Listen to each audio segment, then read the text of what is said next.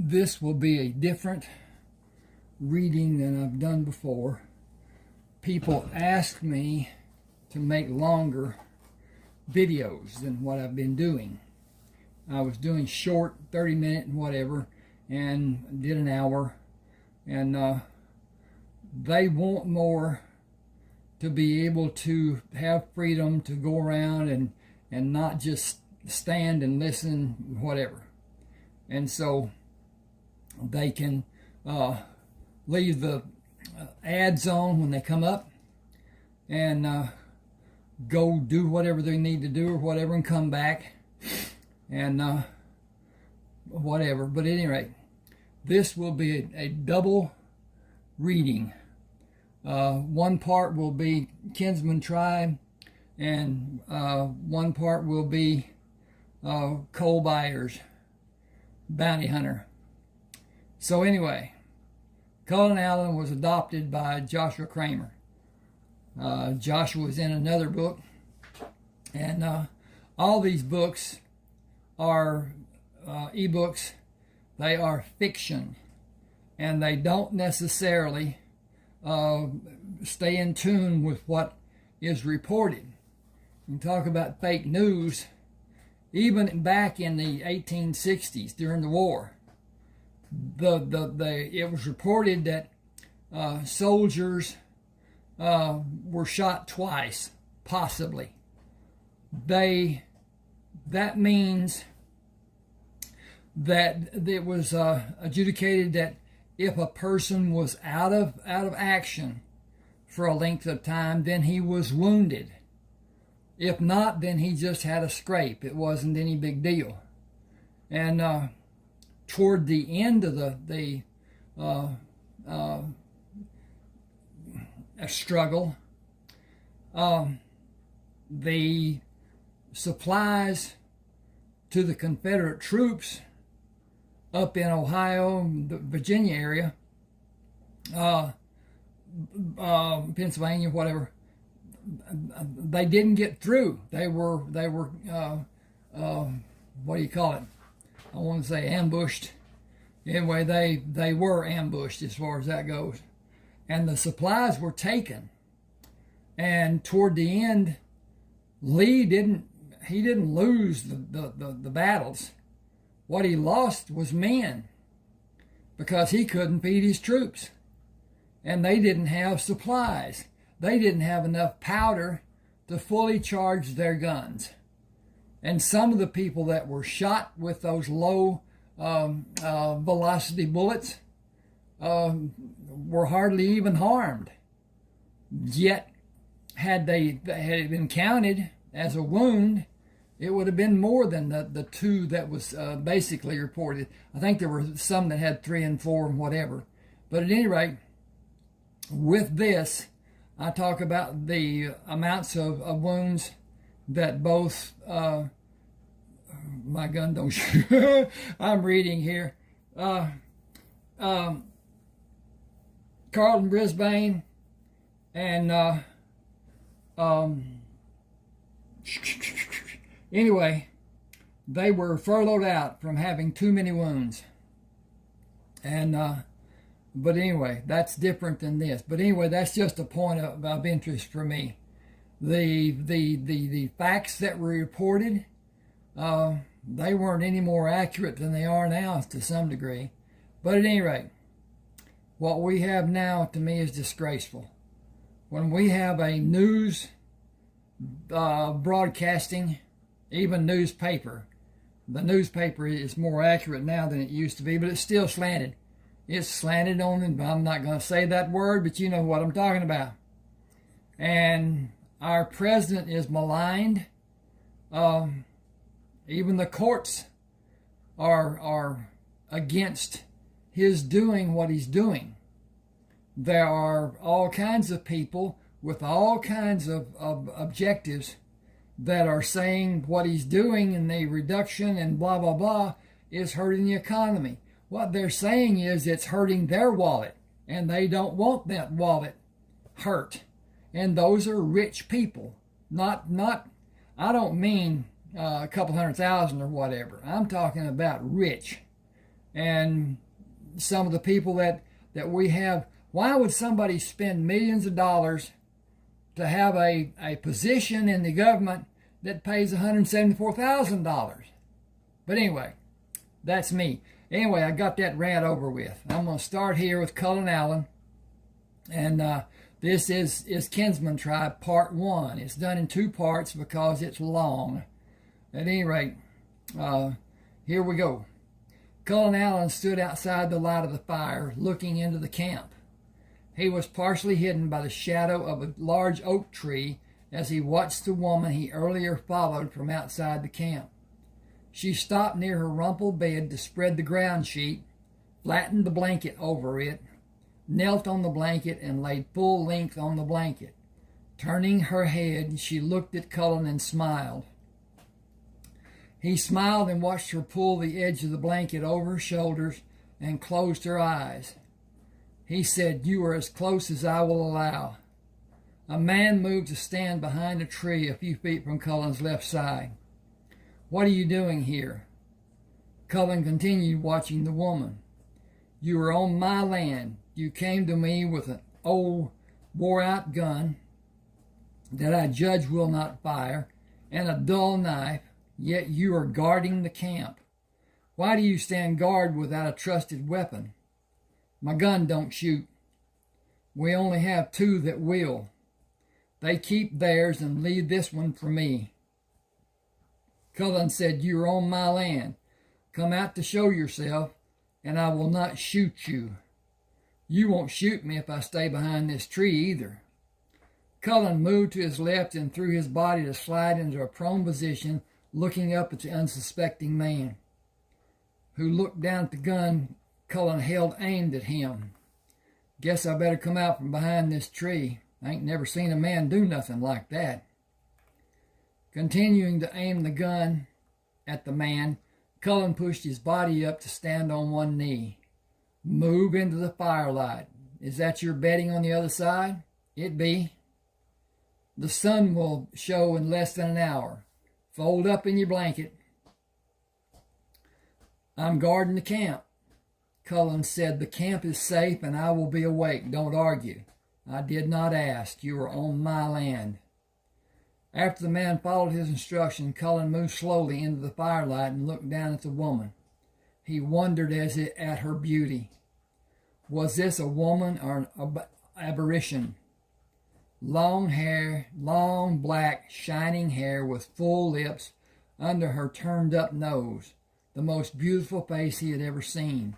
Her body was evident, even partially hidden by the bushes and the dim light.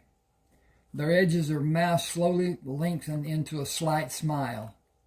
Cullen moved to sit with his legs crossed, resting on the oilcloth near her. He turned his hand to rest palm up on his right knee. With her eyes slightly open, she pushed her hand into his, moved closer into a comfortable position, and closed her eyes. Cullen sensed she slept, as her smile faded when the muscles of her face relaxed and her breathing became regular. He continued sitting near her and gently closed his fingers to firmly caress her hand. Dawn broke the darkness in the east, giving enough light for the other 3 men to see Cullen and become alarmed. He moved to the position he stood in earlier, protected by the tree, and watched the woman when she gently pushed the blanket away from her body and moved gracefully from the blanket to add dry tree branches to the fire.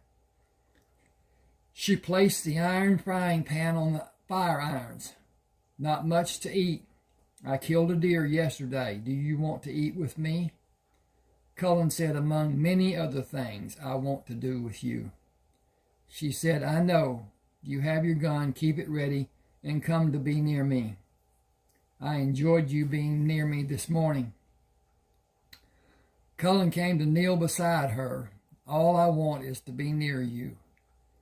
You are part Indian. You look like a white man, but you move and act like an Indian. You even smell like an Indian. I knew you were not a threat. When I saw you standing in the firelight, I knew you would protect me." He said, "With all that considered, do I feel like an Indian?" "Yes, and more. You have a darkness that scared me when you came to watch me in the brush. Your silence comforted me. You were looking into the glow of the fire and could not see enough of me to embarrass me. I saw enough to make me want to see more. She said, we do not have much time. There were 10 of us until yesterday. Men came to the place where I killed the deer. They killed 5 of us before we killed them. 3 of my friends and 2 men died.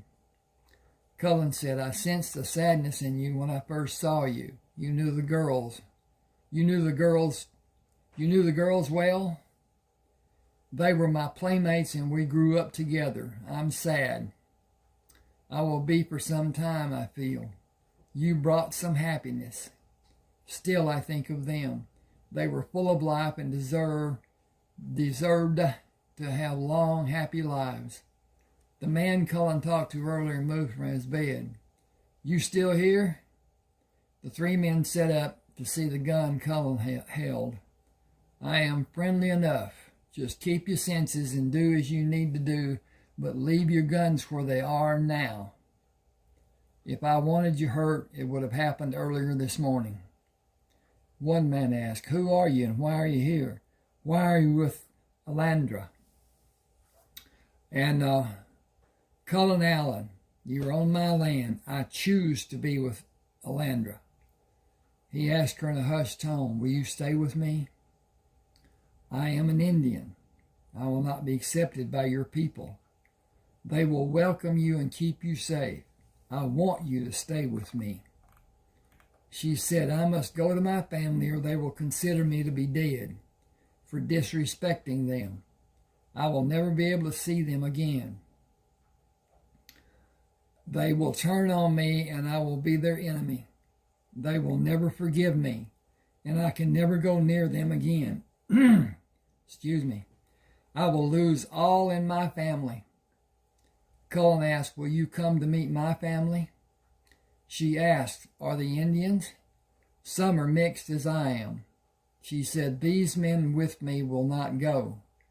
They cannot go. I cannot go without them. I cannot be out of their sight and be alone with you. I cannot be alone with any man. How can we be together? I must tell my family. I cannot disobey and live with them. Without you, I will always have need of them. I will always need them. Cullen asked, will I be allowed to go with you? You cannot meet my family until their permission is given for us to be married. We must be married before we can be alone. It would bring shame to me and my family. I would be killed and my body would be left for the animals. I would be considered an animal. He said, you have been educated. The priest at the church in Nacogdoches gave me assignments and challenged me. I need to tell your family I'm going with you. I need to tell my family I'm going with you. They need to know where I will be. If you leave me, these men will not allow you to be near me again. Your boldness... Wait a minute. Okay, that was Cullen speaking. Cullen said, I need to tell my family I'm going with you. They need to know where I will be. I need to just fix that. Hang with me just a second. He said,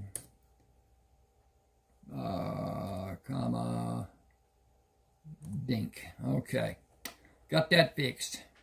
He said, I need to tell my family where I am going with you. They need to know where I will be. If you leave me, these men will not allow you to be near me again. Your boldness and the gun you hold are the reasons they are not planning a way to kill you now. They may be planning, but they are not talking. They will plan and organize before they try to do anything. They are afraid of you. I will come with you, but I will ride behind. She said, we are 3 days from Nacogdoches. How will you sleep? I will while I ride. Will you warn me if they're planning to make an attempt? I will, and I will stop them if I can. Alandra rode between the 4 men with Cullen directly behind her. Each time one of the men looked back, the gun Cullen held was pointed at him. Excuse me. Both nights after the evening meal, Cullen moved away from the fire. If he slept, none of the four men knew. He was near Alandra each morning when they rolled out of their blankets. The guards each said he was not there during the night. They did not know when he came, but his back was never positioned for them to see it. The gun was always aimed in their direction. If they planned to kill him, got to scroll this down. The opportunity did not happen. Cullen stopped and sat on his horse outside the encampment where the I gotta get this down. They are at her family. Okay. Cullen stopped and sat on his horse outside the encampment where the family of Alandra lived. He waited as Alandra had cautioned. The 5 riders went into her family's camp without alarm being given. Cullen heard loud voices. Gunshots from inside the camp broke the morning silence. One, then another, and yet another. Alandra came from behind a shack, staggering toward him, and fell when the 5th shot was fired. He turned his horse to skirt the shacks. With the horse running at full speed, he moved straight at the man standing near her body. He turned the horse at the man on the left who was busy reloading his gun. The horse hit him chest to chest. Cullen fired at one man with his gun in his right hand and at another with the gun in his left hand. He pushed the guns in the pocket of his trousers, pulled the horse to stop. Jumping from the standing horse, Cullen drew 2 guns and shot both of the remaining men, still reloading their guns. He pushed one gun into the pocket and turned the cylinder to make the second gun ready to fire, pushed it back in its resting place and readied another gun. He stood over the man the horse ran into and shot him. Turning the cylinder, he readied another gun and moved around the shack toward Alandra. The 2 men standing near her jumped back from Cullen when he moved into view. He looked down at her and wondered how she was able to move as far as she did after she was shot at close range 4 times. He menacingly stared at the men. I better see a new grave in her headstone when I come back here.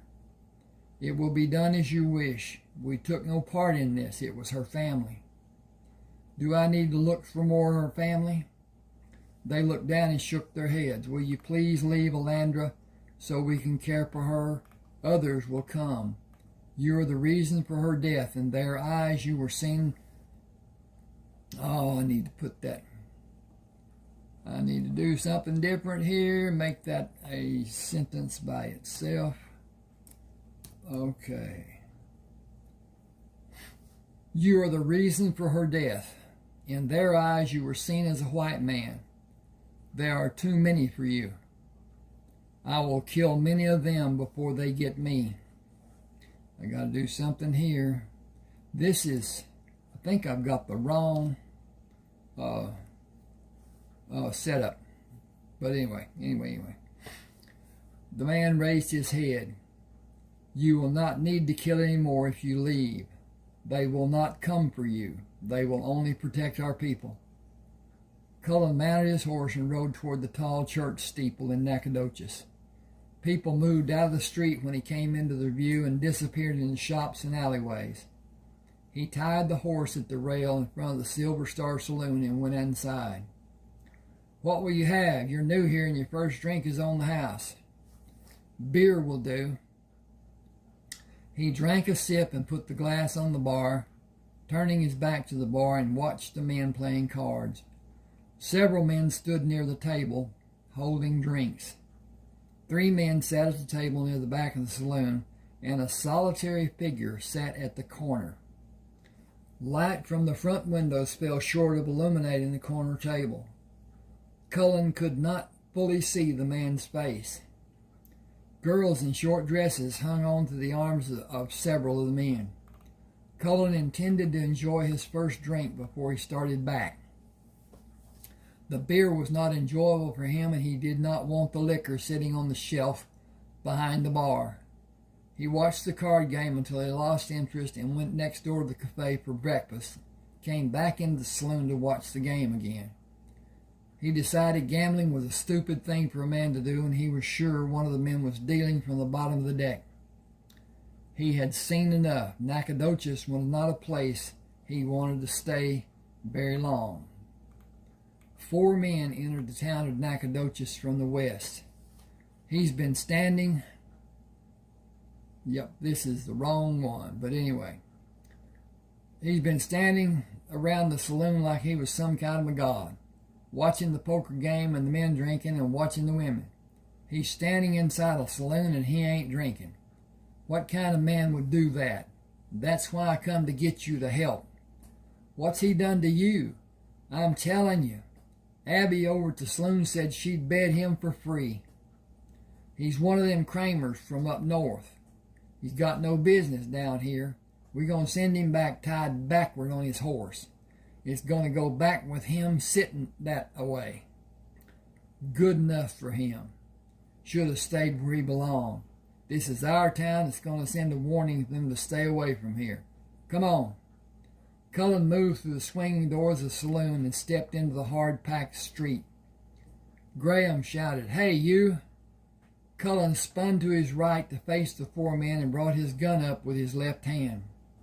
Surprised by his action, Graham put his hand on his gun, alarming Cullen. Graham clutched at his chest and fell forward, and Cullen shot him. Cullen dropped the first gun from his left hand and fired the gun he held in his right hand to the man nearest him who attempted to raise his gun. With his left hand, he drew the gun from the back waistband of his trousers and shot the 3rd man. He spun around and dropped to one knee to face the sound of gunfire that came from behind him. A large, dark-haired man stood on the boardwalk.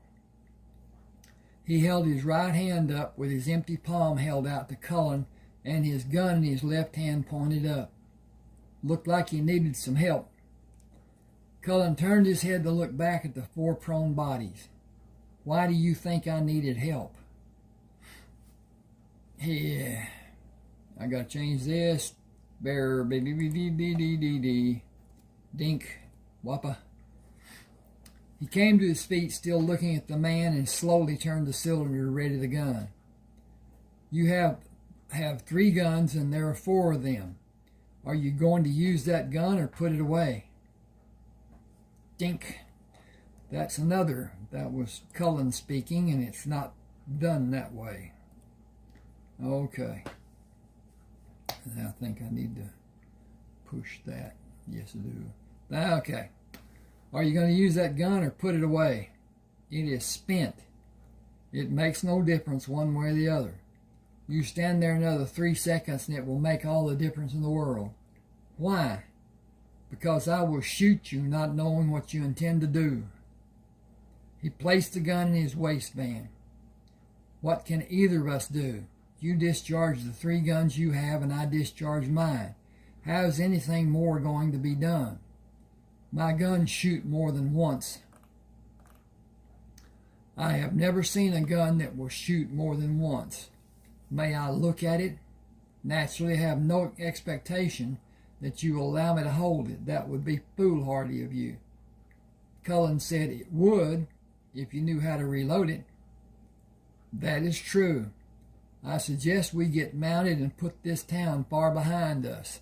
Those 4 have a large number of relatives in this town and in this area.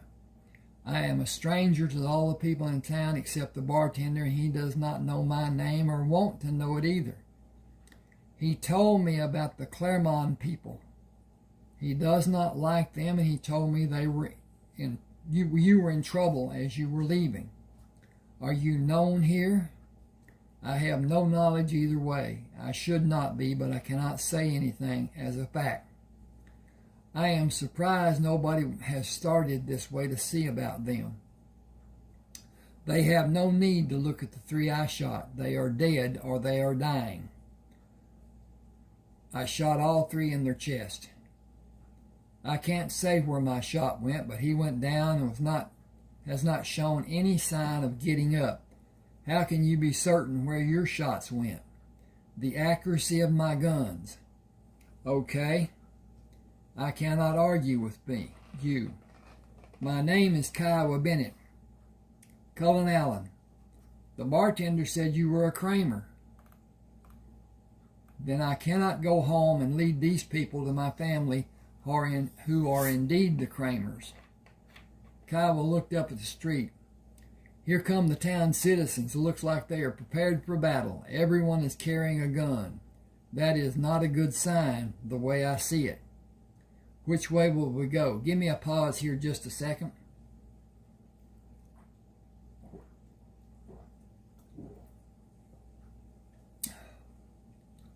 I am a long way from the safety of my home, and I cannot go there. Do you have a safe place to go?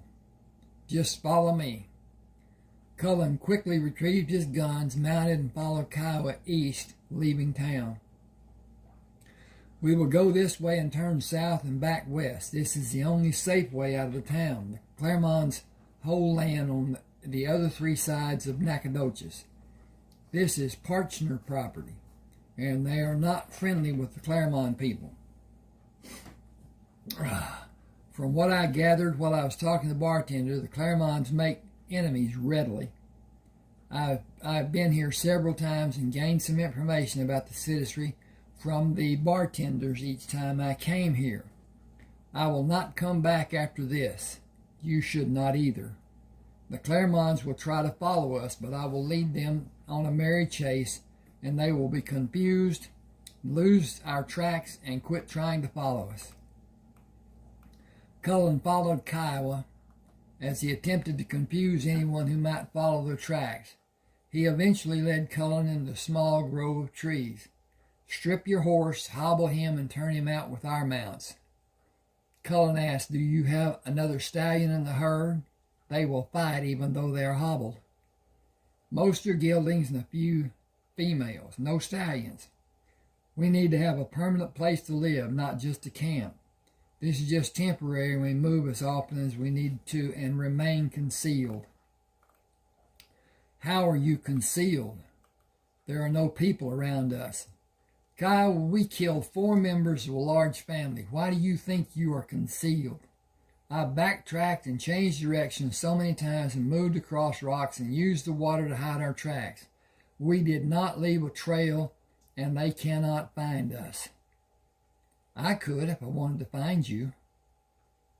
I will need you to show me how, or I will continue to believe I hid my tracks as my people showed me. You did nothing to hide your tracks. They are very easy to follow. You did not erase them with a tree limb, using the leaves, or use dust to cover them. I can follow you across rocks and search the banks of the streams you traveled through and find where you moved back to land. Cloudy water is an indication of your travel, and taking time to locate where you made your exit from the water is not difficult. This camp is not concealed and not safe, even with the people you have watching. I could wait for the darkness of night and take all of you out in a few minutes. You do not have dogs to warn you of intruders. My people did not have dogs, and we stayed safe. You were extremely lucky. If that is the case, or your enemies were far away. Kiowa said, I bow to your wisdom, as I am not completely sure you are wrong. What do you think we should do? If the Claremont family is going to do as I expect them to do about having their relatives killed, they will find this camp and kill you and me and everyone with us. With that in mind, I would put as much distance between us and them as possible. When we have successfully hidden our tracks for more than a day, I would go to the southwest and gather a herd of cattle and take them to a port on the Gulf to sell them. How many men are with you? 21 of us altogether. Cullen said, you all have single-shot pistols. Okay. I'm going to just give me a second. I'm not even going to mess with this. Cullen said, you all have single-shot pistols and rifles? Kiowa said, yes, that reminds me. May I see your gun? First, why are you together? Kiowa said, for safety. We all have mixed breeding. Is that a problem? It is if we are alone and recognized. We are not welcomed anywhere. Excuse me. Cullen said, my blood is also mixed, but I have never been singled out as different. Possibly because I was raised by my adopted parents. My mother was Indian and Pa was white, mixed with Mexican and Negro. Then you have not experienced the society of haters who live in Texas. We have no rights and can be killed on someone's whim, if they are white or any other color, so long as they are not mixed blood like we are. Cullen said, it will take more than a few people to kill me, and it will never happen at night. They exist in Texas and stand ready to kill any of us. You and all of us are seen as a scourge by most of the white people who live in Texas. White people are not the majority, but there are a lot of white people living in Texas. Cullen said, you need more guns. He pulled the gun from his left side and handed it to Kiowa. The cylinder moves to 5 different positions to allow it to be shot 5 times. I also carry 3 guns. That is 15 shots.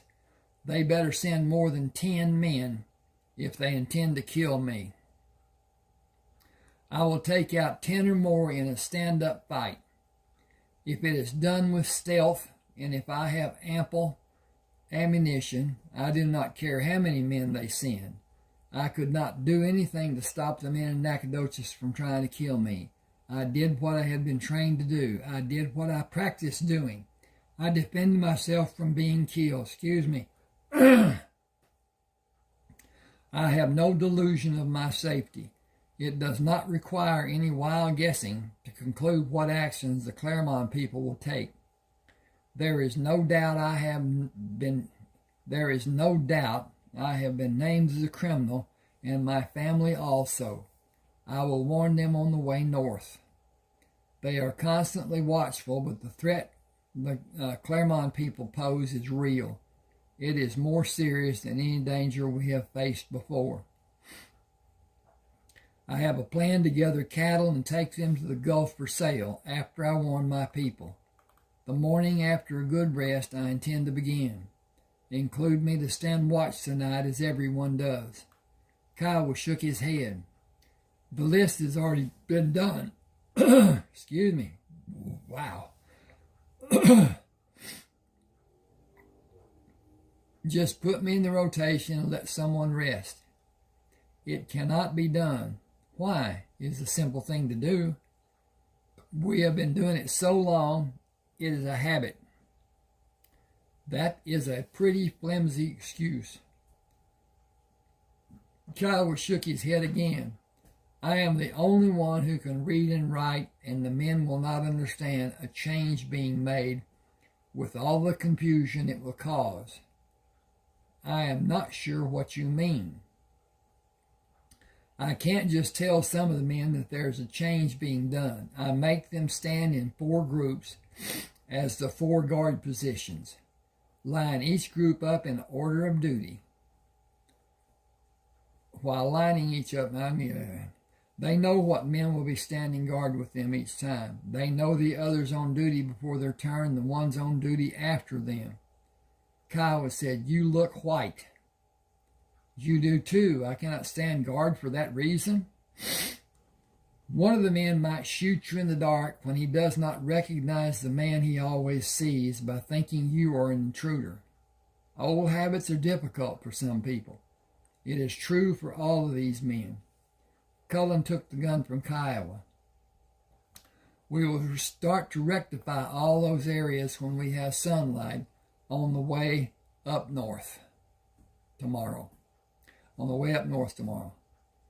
You intend us to have You intend to have us go with you tomorrow? I intend to have you go with me in a few minutes. You are the one who needs help now. You and everyone here. You helped a stranger in an unacceptable manner, but by most standards of any society. I was the target. You were not. With our acting as we did together, 4 Carmons are dead. I have no illusion of my security or yours, and the more I think about it, the more inclined I am to believe leaving immediately is the best course of action. I could track you here, and if there is another skilled tracker to bring the large force to attack this place, we will all be dead in a short time because we have little firepower and a small number of rounds. I have more firepower in my guns than all of your men together. Once we are surrounded, we have no hope of defending this position. I think you have all been very lucky in the past, and luck comes in streaks most of the time. It might be better to plan what needs to be done and not rely on luck alone. You want me to come with you. You can all come with me if you like. You all banded together for safety. You have a new threat. How will any of the men survive if you are not in the group? How will you defend against a large force such as the one the Clermonts are probably going to bring to find and destroy all of us? We built a bridge across a river up north. With the river on our south side, we only need to defend the other 3 sides. The east side is heavily wooded with a tangle of brush and vines. That is an excellent course for an experienced woodman. It is a nightmare for the common man, and the watchtowers guard the open ground an attacker will need to cross. With superior firepower, our few men will easily defend against a larger force, with probably no loss of life for us. We will fire from protection.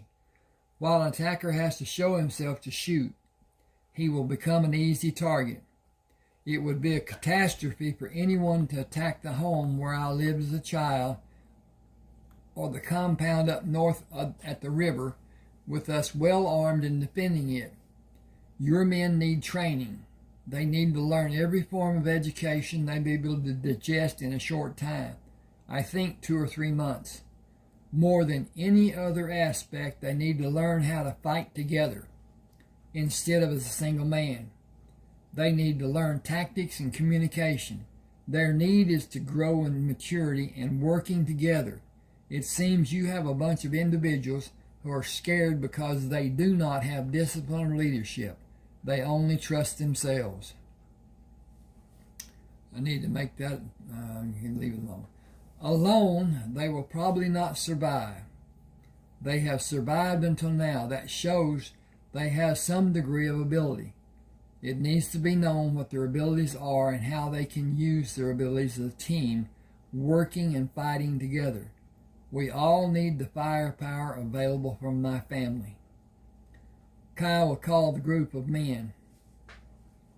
This is Cullen Allen. Welcome him later. I want you to see Cullen's gun. It will shoot 5 times without reloading. I witnessed Cullen being called out by 4 Clermont men in his quick action of shooting 3 of them. I shot a 4th Clermont. We aren't safe here and we should leave. Cullen has a place up north. He believes it to be our best chance. I'll go with you and wish all of you would too. I will go with him. Excuse me. Boy, it is springtime in East Texas, and the pollen has got to me. And so the noises I'm making are clearing my throat, or attempting to, or whatever. At any rate, this will go on through the summer. because of pollen.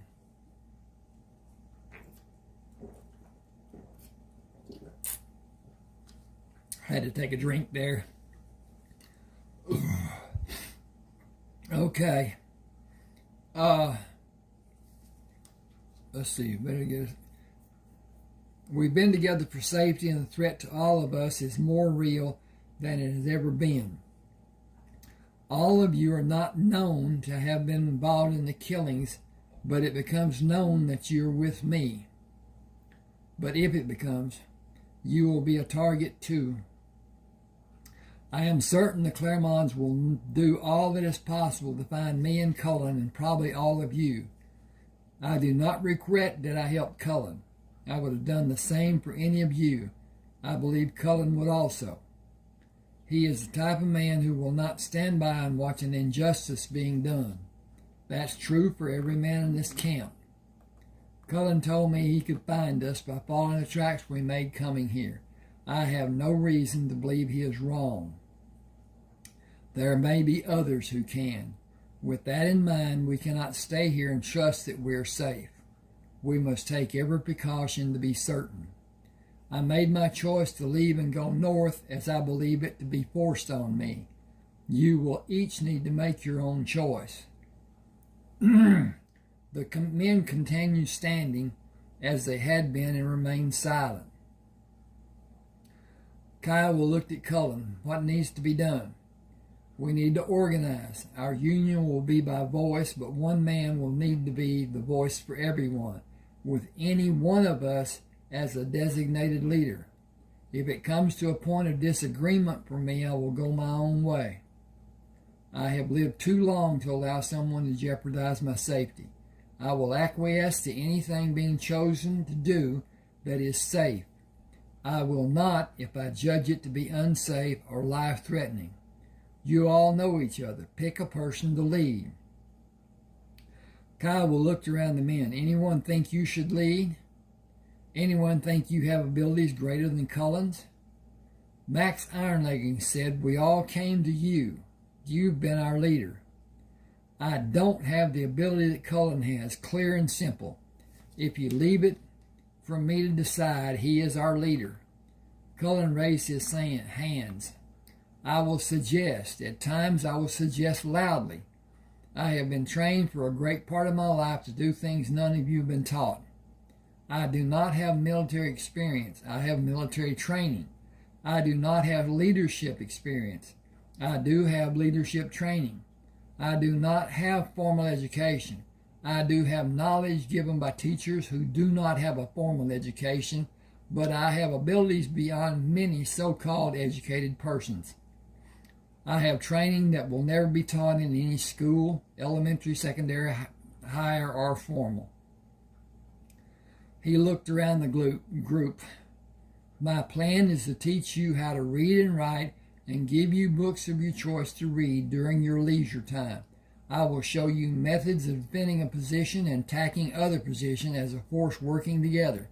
I will show you methods of gathering, herding cattle in the daylight hours and at night. My plan is to herd cattle and sell them to the riverboats on the Gulf until a riverboat captain will come upriver to buy the cattle. Excuse me a second.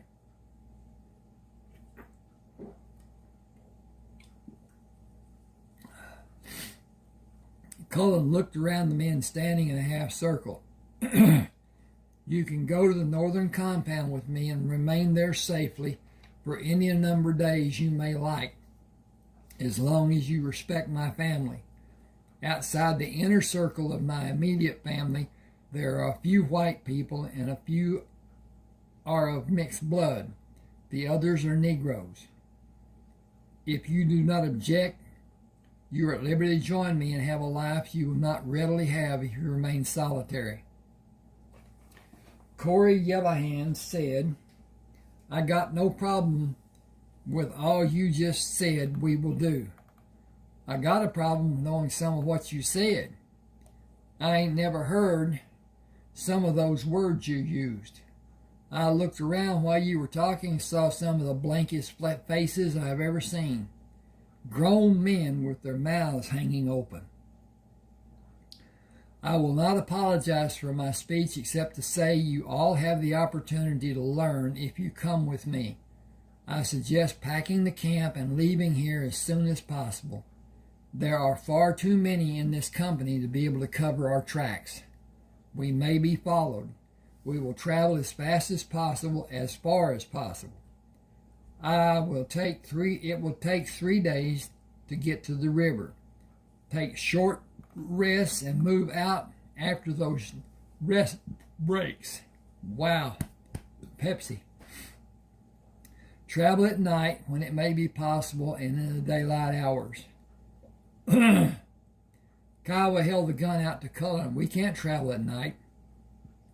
I will lead you and you will stay close, following in a single file. We can't take a chance of something being in our path. I can. If you all follow me, you can too. Kiowa looked at the men in the group. I trust Cullen. I'll follow him, and if something happens, it'll be on his head and mine, and you should all be able to get away from us and away from whatever harm there may be. It is my choice. I advise all of you to come with us because I can see no other way. Talk about it if you need to, but I am going.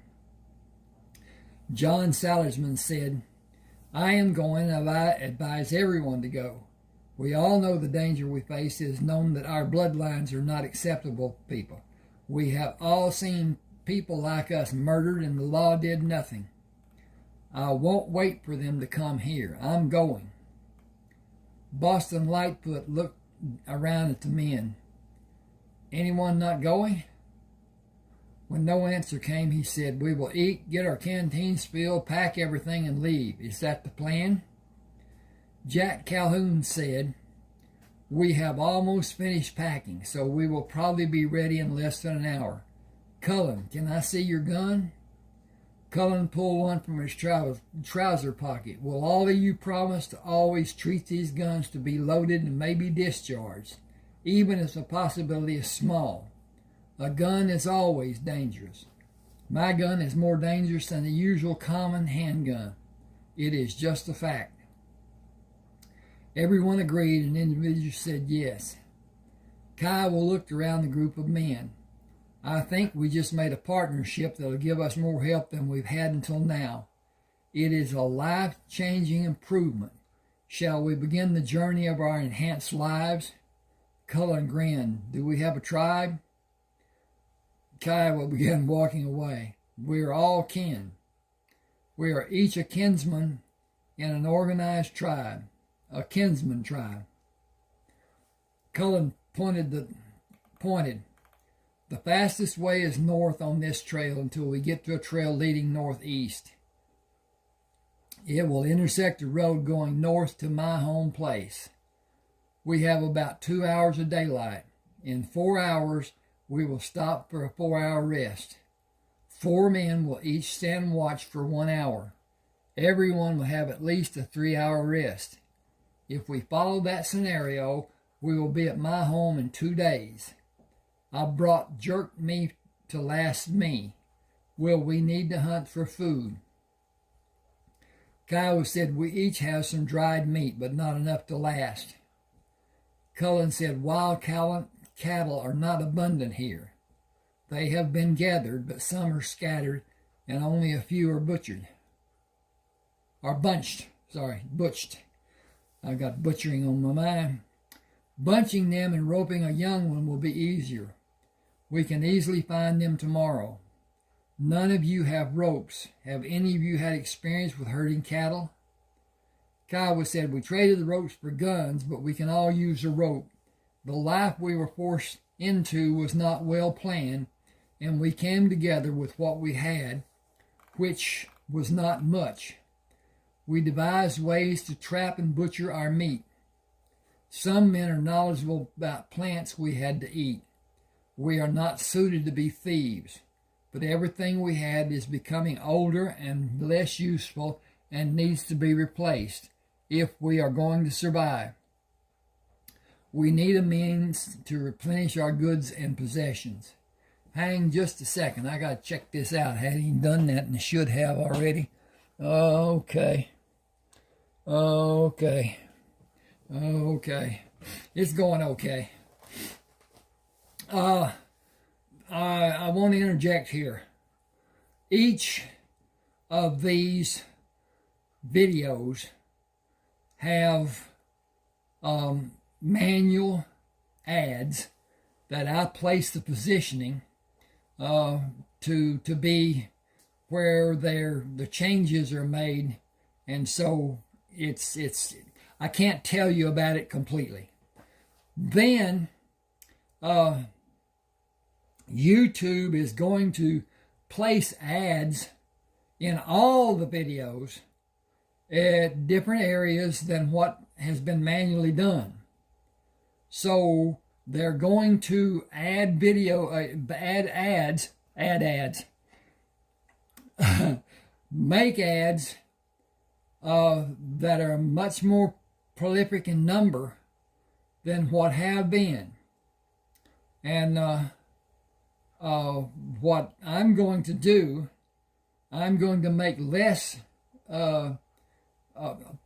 place less ads and let those ads be in the place. So it will reduce the ads that will be, because they're gonna put the things on no matter what I do. And I hope with this being as long as it is, that when the ads come up, you will just let them run, get a drink, go to the bathroom, do the things you need to do, clean the house, whatever, until you hear me talking again. That will give me extra money, because the ads being watched, as far as the algorithm goes for YouTube, it doesn't matter that you see it or not if it's being played on your device. And that's part of my plan. My real plan is to sell my ebooks. And I'll either do that through Smashwords, they're $6.99 a piece, or I will garner the money from a person who sends it by Zelle, Zelle, and then send the ebook as an attachment. That will be the complete book, and most of them are around or near 80,000, which is what the people were saying they should be when I first started writing. I have books that are done in parts. Some are in 2 parts, such as this, Kinsman Tribe, Part 1, Part 2. Several are done in 3. Lovers, Lies, and Lilies 1 and 2, and Emily's Story is 3 parts. Emily's Story is a different story to some degree than what Lovers, Lies, and Lilies 1 and 2 are. Then, 3. Buzzard Shields. Buzzard Shields South, Buzzard Shields America, Buzzard Shields North. And the book is long. It's 972 pages, so it's divided into 3 parts. So, at any rate, that's 300 and some odd pages on each book. All right. I'm going to go ahead. Kiowa said we need a means to replenish our goods and possessions. Cullen said plenty of cattle everywhere in Texas. There's a good market for young stock and pairs. You all need more than you have now. That should be, you all need more than you have now, not cattle, but possessions. No, you all need, I'm going to put support.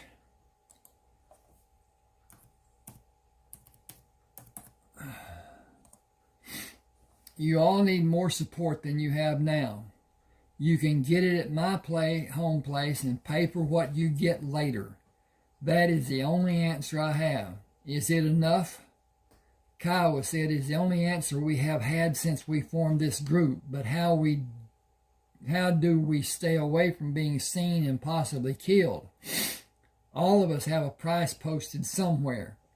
All it requires is our head to be presented for payment to be given. Our heads We cannot even complain, much less defend ourselves. We are seen to not be human. Cullen smiled. Come to our land near Arkansas and learn. When you have been trained to fight and survive and become proficient with the weapons we will have, that circumstance will not be so tempting. We number 22 men, and we will stand against an army of less equipped men. No one has our type of weapons. They do not exist in America other than my family. That's not true. Some were given to some people that lived down the hill country. But anyway, that's irrelevant. Kiowa said, lead the way. We will all feel better about being away from here. This is chapter 2. Cullen rode around the Kramer compound. Should be around the outside of, rode around the perimeter. Okay. Well, I'll leave it like that. Cullen rode around the Kramer compound to enter on the north side. Men following his tracks would travel north on the road and be easily seen by the sentry posted on the south side and by the west sentries. Movement around the east side would be over rugged terrain, difficult for travel and highly visible from the eastern and northern sentries. The guards in the southwest tower recognized Cullen and waved him through without raising an alarm. When the group was near the Kramer compound, Cullen explained Joshua's denial of unknown visitors to the party of men. They agreed to wait for Cullen to return before going to the river, while he took Kiowa with him to meet the Kramers. Cullen recounted the incident in Nacogdoches to the people who gathered around him inside the Kramer compound and told about the men traveling with him. He told Joshua about his plans to stay near the northern bridge for a period of 2 or 3 months before he left with the men to gather cows in the southern part of central Texas. Joshua led him and Kiowa to a set of newly built chairs. Sit with me. You left the north compound with a group of people and came by here without making contact. Cullen explained, those people came to spend the night near the compound. They were Indians from a place near Nacogdoches. They were afraid to come into the compound, and they would not wait for me to come in and come back to them, for fear of being found to be less than wanted and possibly killed. We would protect them. I know that, but they did not know they could trust our protection, and they did not know me well enough to trust me. Why did you go with them? You had to have a good reason. Her name was Alandra. I went south for her. I did not intend to be gone for more than a few days. Where is she? She went back to tell her people she was going with me, and her brothers killed her. I killed them and 5 others. Joshua said, I'm sorry you had to experience hatred of that magnitude. They did not let her explain that I am of mixed blood.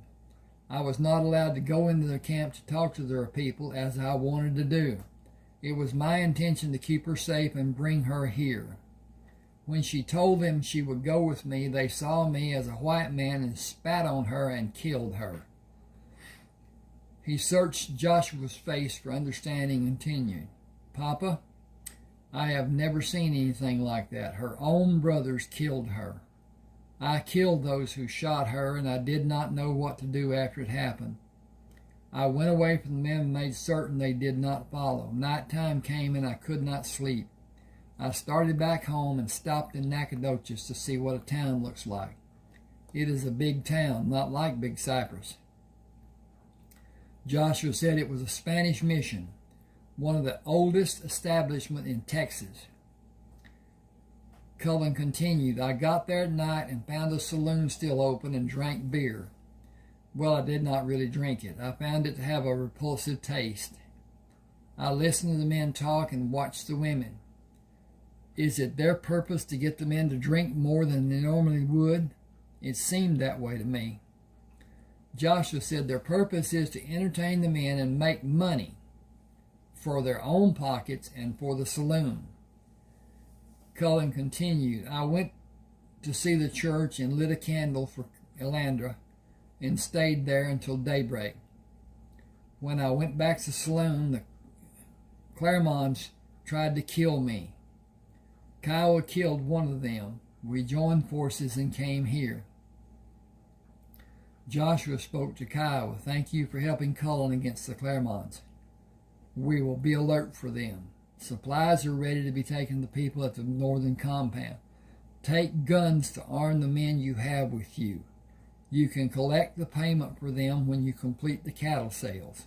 It will require several trips for payment to be made, or the men will not have cash after the drive is finished. Go to the northern compound and do whatever you need to do as long as you need. Allow time for reflection and composure. We are not well suited to suffer a loss. Our thinking changes to a protective mode.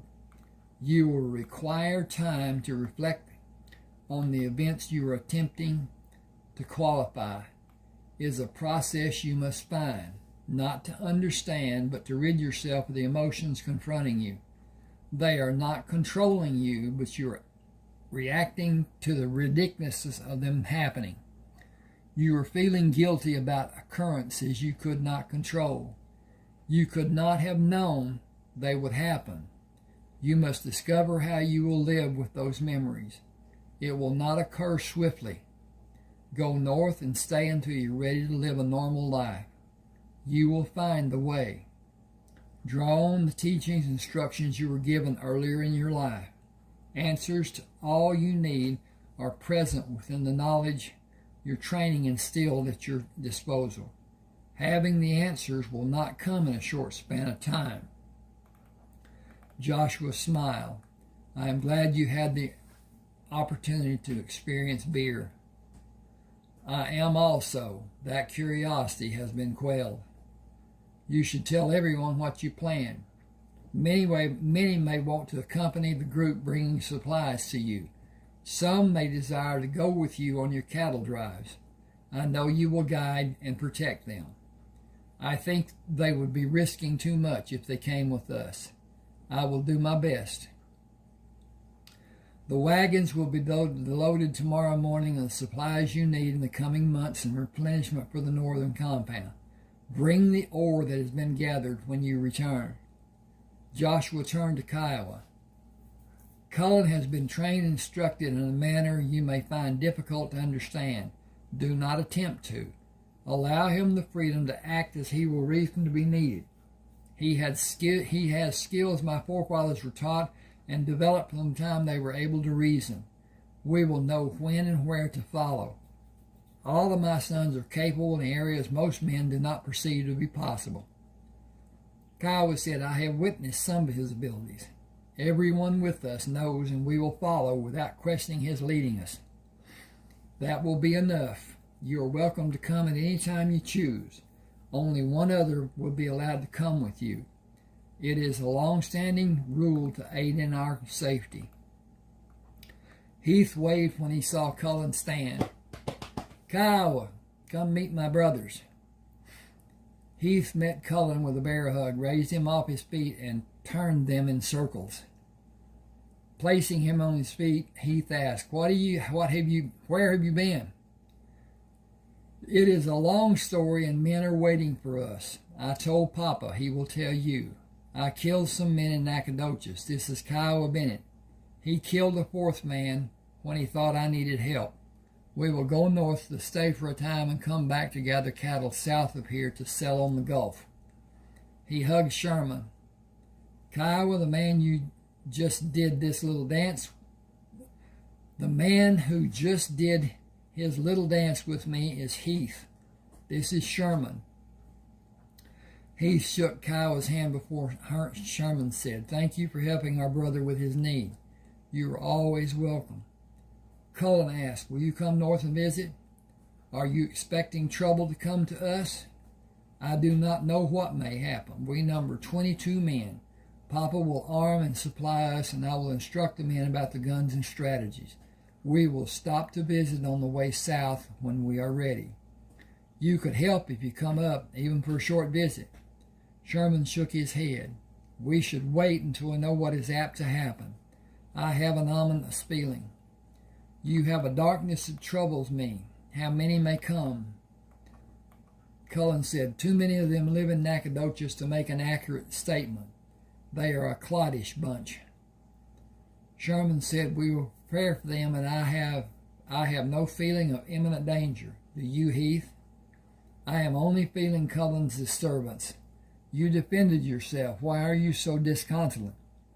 What happened before you went to Nacogdoches that has you upset?" "A woman I met was killed." He said, "You should have come home. You were not in the frame of mind to act as you knew to do. You are not even now. It would be better for you if you stay with us to have our support." Cullen said, "I know how to do what is needed. I could not foresee her death. She would still be alive if not for my actions. I cannot correct or qualify it. Papa told me to go. I need to be busy and find my way. It will not happen quickly. I would be a disturbance if I stay here." He said, "I am not needed here. I will drive a wagon. You need me." Sherman said, "Let Heath help. I feel you're struggling to escape rather than confront your grief. Escape will ease your difficulty only slightly. Confrontation and deliberation will resolve it, given sufficient time. Only that and even more time will allow you freedom from the other people's action." Boy, that's jammed together. Think. "You could not control either situation. You are guiltless, in fact, but you are not yet grounded." I'm going to save this. Hit that save button, hit that downloads, hit that save button, and it's finished. Okay.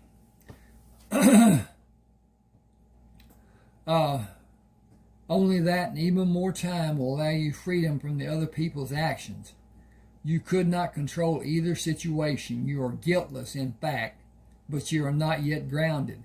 Understanding will come to you eventually, faster with Heath's understanding and guidance. You must clear that path to be able to follow it. He looked at Heath.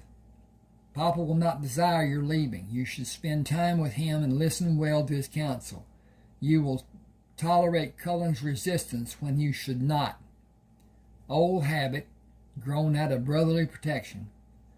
You will protect with emotion instead of reality. Papa will instruct you. Listen well. It is important. Cullen, give Heath every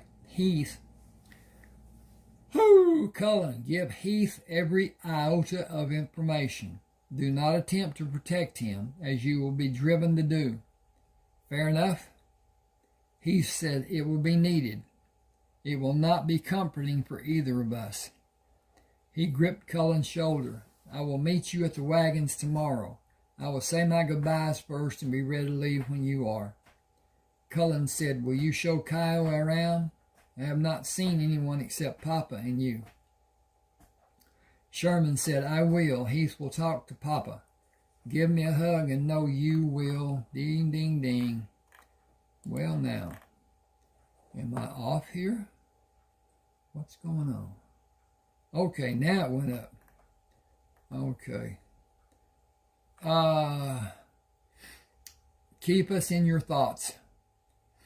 Heath led the wagons, leaving the compound in the early morning light. We leave, and what we come back to is another time, another circumstance, and another people. The same but different. That is the sadness of leaving. Cullen rode beside the wagon. If we only left the sadness behind, leaving would be beneficial. Kiowa rode his horse on the opposite side of the wagon. I learned a lot about the Kramers yesterday. I will enjoy my next visit when I stay longer. I will learn more about many things. If you two will help, I will learn from you on the trip going north and after we are there. Okay. Heath asked, "What subjects interest you?" The three you talked like you could read each other. You shared an understanding of each other. I've known Cullen could understand the men in our group as if he had known us all our lives. I have a small understanding of the others because I have been with them. Cullen did not have that much time, and yet he knew their temperament and intelligence when we first met. He shows it when he speaks to each of us. I want to be able to understand. He said, you have seen animals and known their temperament. It is that projection we interpret. You are by far the more intelligent of the group. Each one has past experiences that define him. Some doubt us. They have nothing to base trust or distrust for us. They will not learn quickly. You saw Cullen experience his ethos and logos and pathos. I cannot begin to explain those in a short time. I will attempt to during the trip and try to have you understand the three and how they define all of us as well as other values. He had your attention in the beginning. Something drew your interest to him to a focal point. His gun pointed at me with my first concern. Okay. Now. Yep, that's going. He smiled. He does possess a manner that surprises people. You have also. I'm going to change that. I'll leave it and do something with it. You have also. You see people in ways others may not. Your interests lie mostly in philosophy and academics. The other men are more logic-based. Your interests have no working value for most of them. Jack is a world apart from the others. He has multiple interests like you, but what appeals to him is based largely in logic with a smattering of other curiosities. It severely restricts his perimeters of learning. Parameters? Well, better. Yeah, get on. And understanding. He will be a project for the three of us to bring him to study more diversely, as we were forced to accept all forms of education. He cannot be forced, but he will be easily led once he discovers the joys of education. Kiowa said he's the only one who shows his emotions. The others are guarded. They are not the same in any way. I trust every one of them, but we are an odd bunch. Cullen said Heath was not talking about character. He was telling you about only one part of our makeup. Broadening our understanding is a living endeavor. Our education never ends. Heightening our senses is an ongoing daily activity. Understanding our construction and the world we live in is continual. You are cut from the same pattern. Jack deviates to a degree, and those differences define the others down to Manny. He is first a romantic in every way. He seems to have no depth. Plainly speaking, his understanding is not much more than that of a small child. Kiowa said, Cullen is not what he first appears to be. You are even farther. Cullen said, people see Heath's size and they discount his intelligence. Heath loves it. Kiowa said, I saw plants being loaded in this wagon. They are my herbs. Papa had a friend who had a strong interest in growing and cultivating herbs. We have always had a varied supply. These will augment the collection I have at the northern compound. I get more from a riverboat captain. He brings more each time and gives them to a storekeeper on the bayou south of our home. He brings more each trip and gives them to a storekeeper on the bayou south of our home. The storekeeper gives them to me.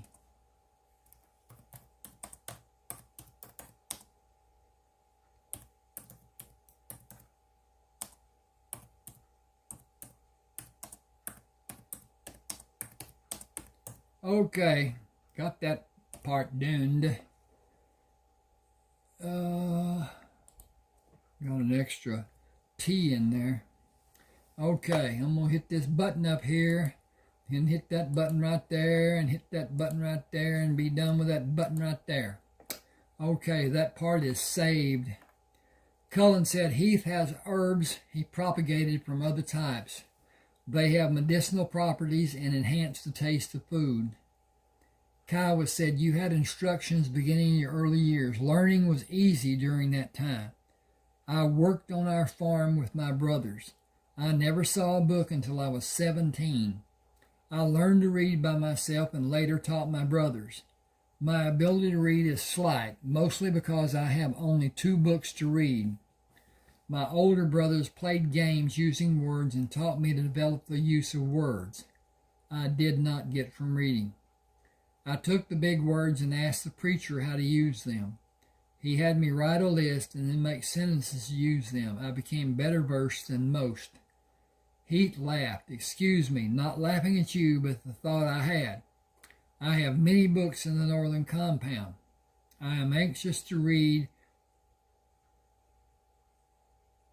and 3 boxes of new books in the wagon. I have new... I need to change that because I got a comma here I don't need. Dink, dink, dink. Word does that. Word changes punctuation. Word changes words, which is really bad.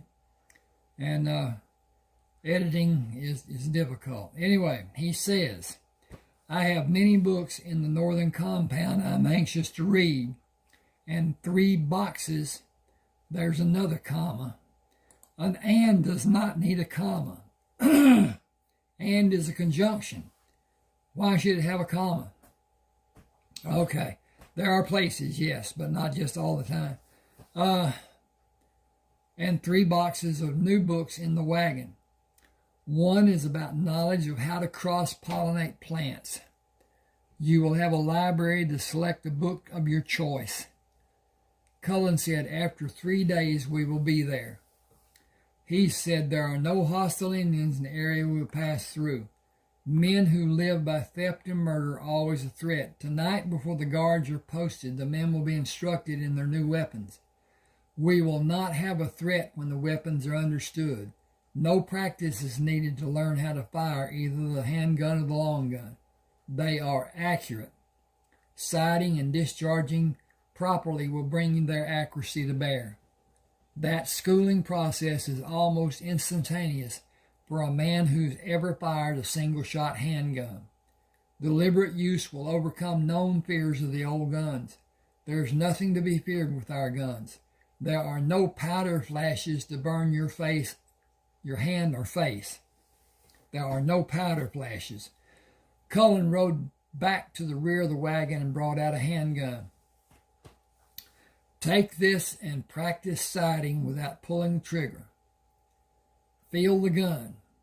Know that if you are only pointing it at a target as you would your finger, you will score a hit. I never aim in the old stand and sight down the barrel method, as it wastes precious time. I am proficient in using my method. Kiowa said, I witnessed that fact in Nacogdoches 3 times. Our trouble with the Claremonts was one reason I wanted to come with you. Another was the guns. We were nearing a crisis, and you held an answer for all of us. There were many other small reasons. He said you were brothers from the beginning, or Cullen would have instinctively shot you. Kiowa said, you think so? I know it.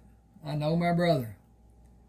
While they continued following the trail, Cullen and Kiowa distributed unloaded handguns to the men in other wagons, to the men on horseback. Become accustomed to handling them and how they feel when you are preparing to fire. When you feel comfortable with them, place the gun where you will carry it. Determine if you can safely carry it without causing it to discharge. We will cross a creek in another hour. Water the stock and move across the creek for a short rest. Water the mules and place your feed bags over their muzzles. free their heads while they feed. Okay. Leave them hitched until we stop for the night. When you are standing practicing pulling the gun, when you are standing, practice pulling the gun to fire it. After you've done that action, I will watch and instruct you on what I see as your strength or weakness. It is important that you are safe. The guns have more firepower than your old guns with less recoil. They will hit whatever they are aimed at. If it is your leg, you will suffer and live longer than you desire. It can be prevented if you learn not to do certain actions. Doing what you should do is safe for everyone. You will not fire the handguns before you at the northern compound. You will have long guns when you leave the creek and continue on the trail. They will hit a target a long distance from where they are discharged, with very little drop in the flight paths of the bullets. I'm going to end here, I think. See what time, yes. Now, with that in mind, please subscribe to my channel, hit the like button, possibly comment. All those things help, but especially the subscription and the like. Now, when you do the subscription, you'll see it on your YouTube page. It does not affect your computer whatsoever. It does not go on your computer. It goes on the YouTube page, and you can't find it unless you're on your YouTube page. The subscriptions, that is.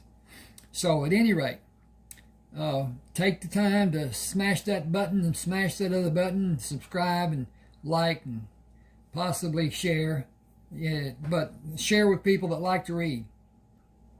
Okay, with that in mind, I am going to go to hang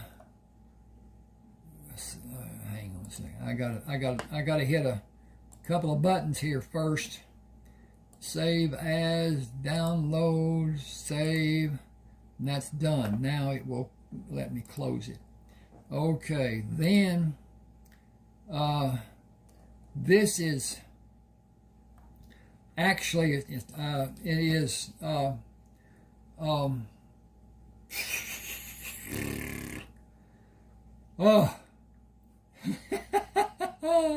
summer help wanted. It's about a man who is in a predicament, and it will be explained here. But at any rate, I'll start. The sign hanging in the Quick Mart window glared at Eric, mocking his plight. A few months earlier, it would have been the answer to a prayer. Now a solution was at hand, and it was simply too late. He could take the part-time job and have the needed extra money, but the damage of ends not meeting financially had mapped out the final destination of his marriage. Kay took comfort in the arms of another man, and he could see the handwriting on the wall. Go your own way, goodbye, and good riddance. Pulling the screen door open, he pushed the main door opening into the store. Hey, Martha. He indicated the sign in the window. Who needs extra help? Well, you know Ray Biggs died and left his farm to his favorite niece. She was in today and put the sign in the window. Don't know a hill of beans about farming, and she thinks to get by with a part-time man. What she needs is a full-time man, and he is going to need some others to help him. That's what everyone says, and she ain't likely to find anyone around here that's worth having. He's going to have to do it all. All she's likely to get is a bunch of no-count Mexicans. She don't even know what tractors Ray had, much less how to start one or change implements. That ain't all. She's coming up to furrowing time, and don't know which one is a sow and which one is a mower. On top of that, the cows are all due to drop. Ray liked to have his calves in the spring. Said they did better with a good start and good weather rather than the cold of winter. She ain't got no business being here. She's a city girl and lost as a goose. She took a deep breath. Billy Dothan has been feeding the livestock, and Tom has been helping him milk. But Billy's military school starts next week, and Tom ain't going to let him do any more after this weekend. It's more than just a part-time job. That's a big farm. Cynically, she asked, how about you? Interested? Heard things weren't going real good with you. Tramble was a small town, and what people did not know, the local gossips made up with half-truth, conjecture, and innuendo. Eric ignored Martha's remark. She and Larry Priest had a standing appointment at her house for a rip-snorting weekend drunk. She was the mother of his two closest friends. Still, he held little respect for her, but remained courteous.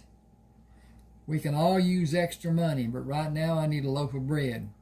Kenny climbed up on the kitchen counter and used the cabinet shelves for a ladder and destroyed the one we had on top of the refrigerator. That should be destroyed the sack of bread. Anyway. Destroyed the bread. Okay, that's done.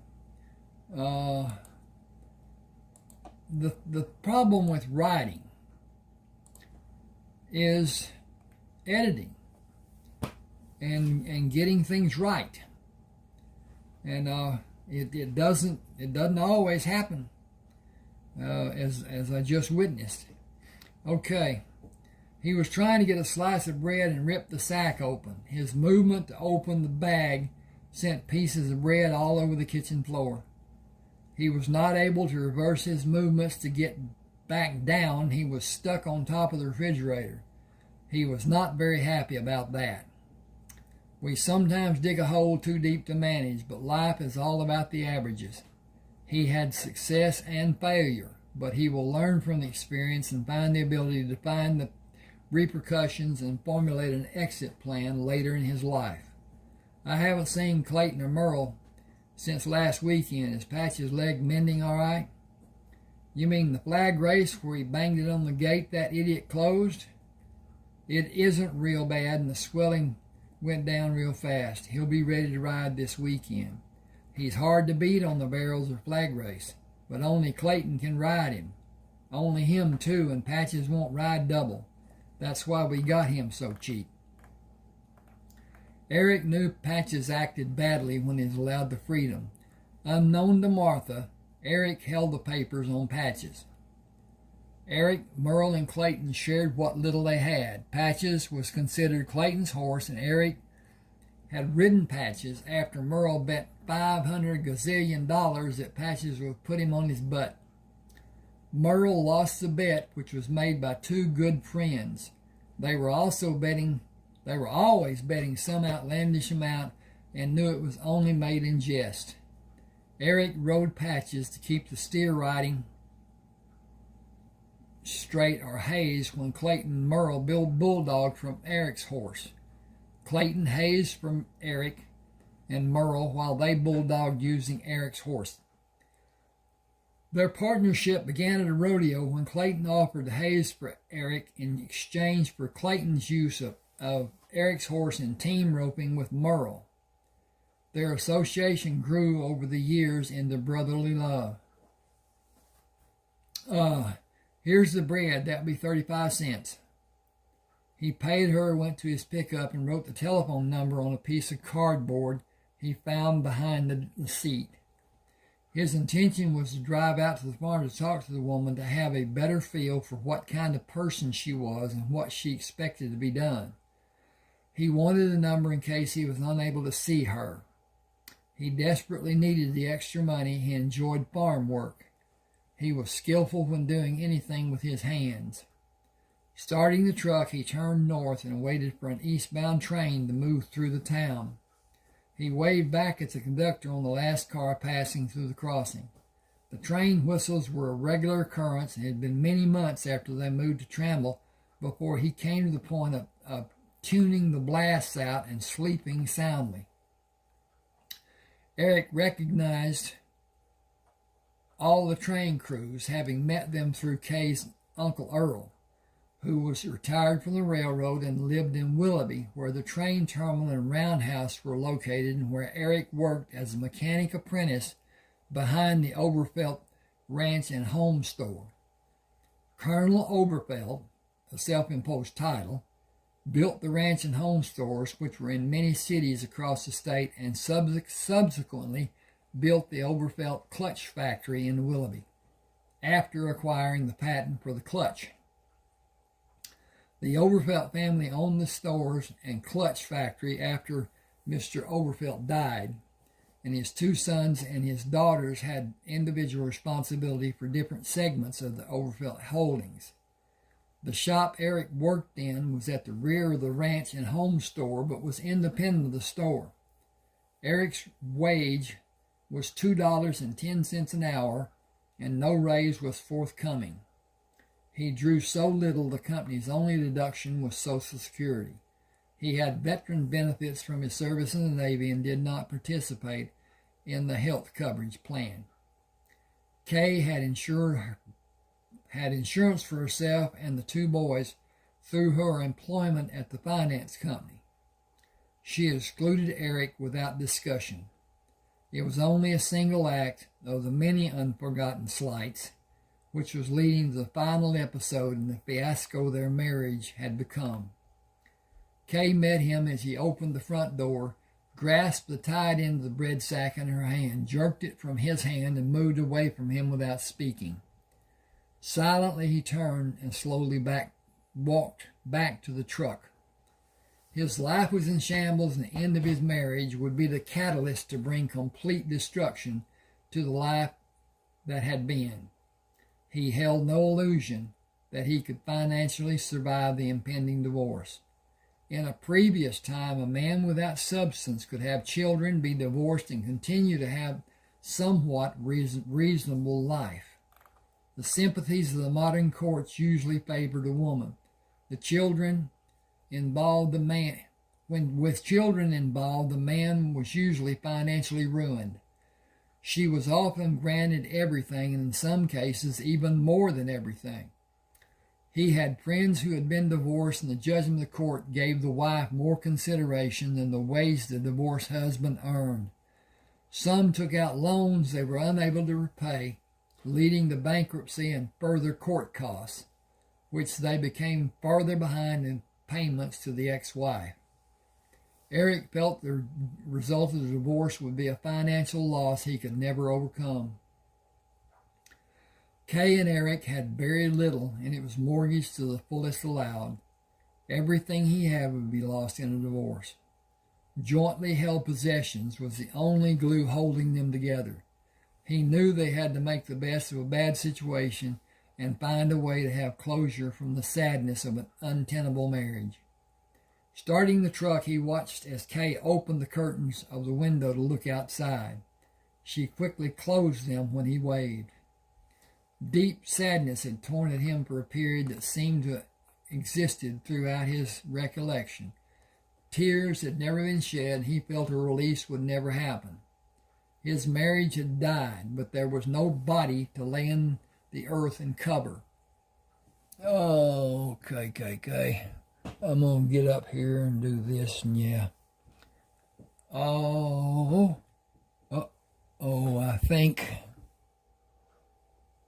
Okay, we're still working. Okay. Bumped the table. Sorry about that. That kind of hurt my knee.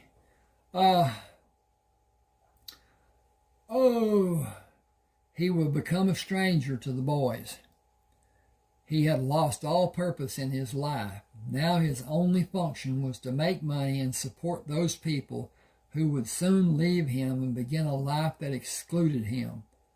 His situation left him powerless to do anything to have even the smallest hope, and he felt he was doomed to a deep, eternal sadness. A glimmer of hope came with the chance of a part-time job to offset his mountain of financial obligations. He moved the truck down the gravel street, then turned east to the highway and the blacktop road leading out to the farm. After the relative comfort of the asphalt, the dirt road leading up to the house was a jostling ride, as the headlights moved from a straight line of sight at ground level to above the horizon and almost extinguished when the rear of the truck bounced and the front nosed down, then reversed the process. The washboard effect of bumps and valleys was harsh at any speed. He drove as slowly as the truck would allow, which was at least 5 miles an hour too fast. He struck his head several times on the overhead of the truck and pulled himself back to the seat as the pitch and yaw jostled him from side to side, up and down, inside the cab. The engine lugged to a stop when he slowed to cross the cattle yard and enter the yard. Starting the engine, he parked on the road at the side of the wood-framed house. She stood on the porch in the dim light of evening when he walked around the corner of the house. "Nice night for a ride. I am sorry the lane is so bumpy. The milk trucks are making it worse every day. They make a terrible racket coming and going. There is a blade that can be pulled to smooth it out, but I have no expertise with machinery. Hi, I'm Cheryl."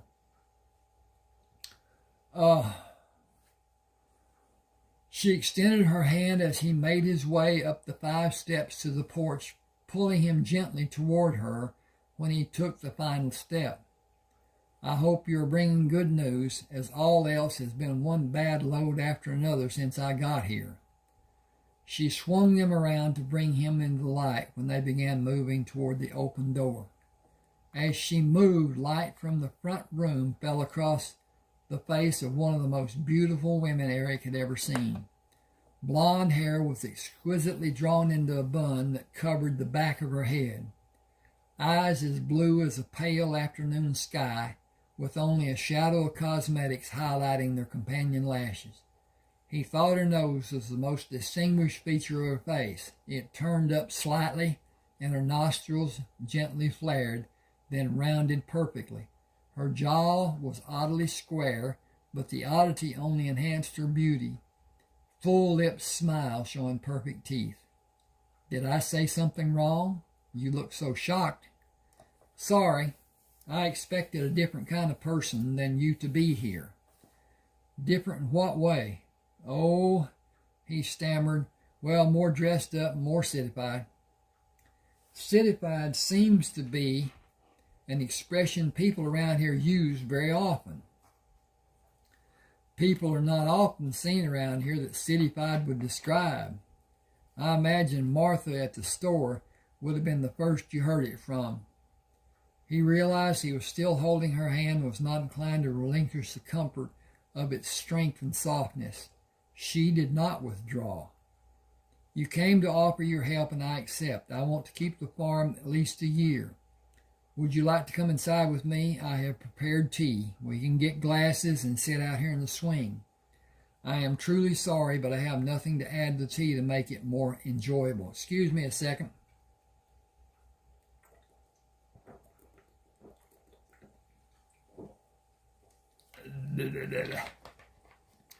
Oh, that is refreshing. I've got to flip up and change the page. He did not move, but continued to revel in her beauty, prolonging the moment with further conversation. "My name is Eric Traber. I did come to talk to you about part-time work after my day job and on the weekends.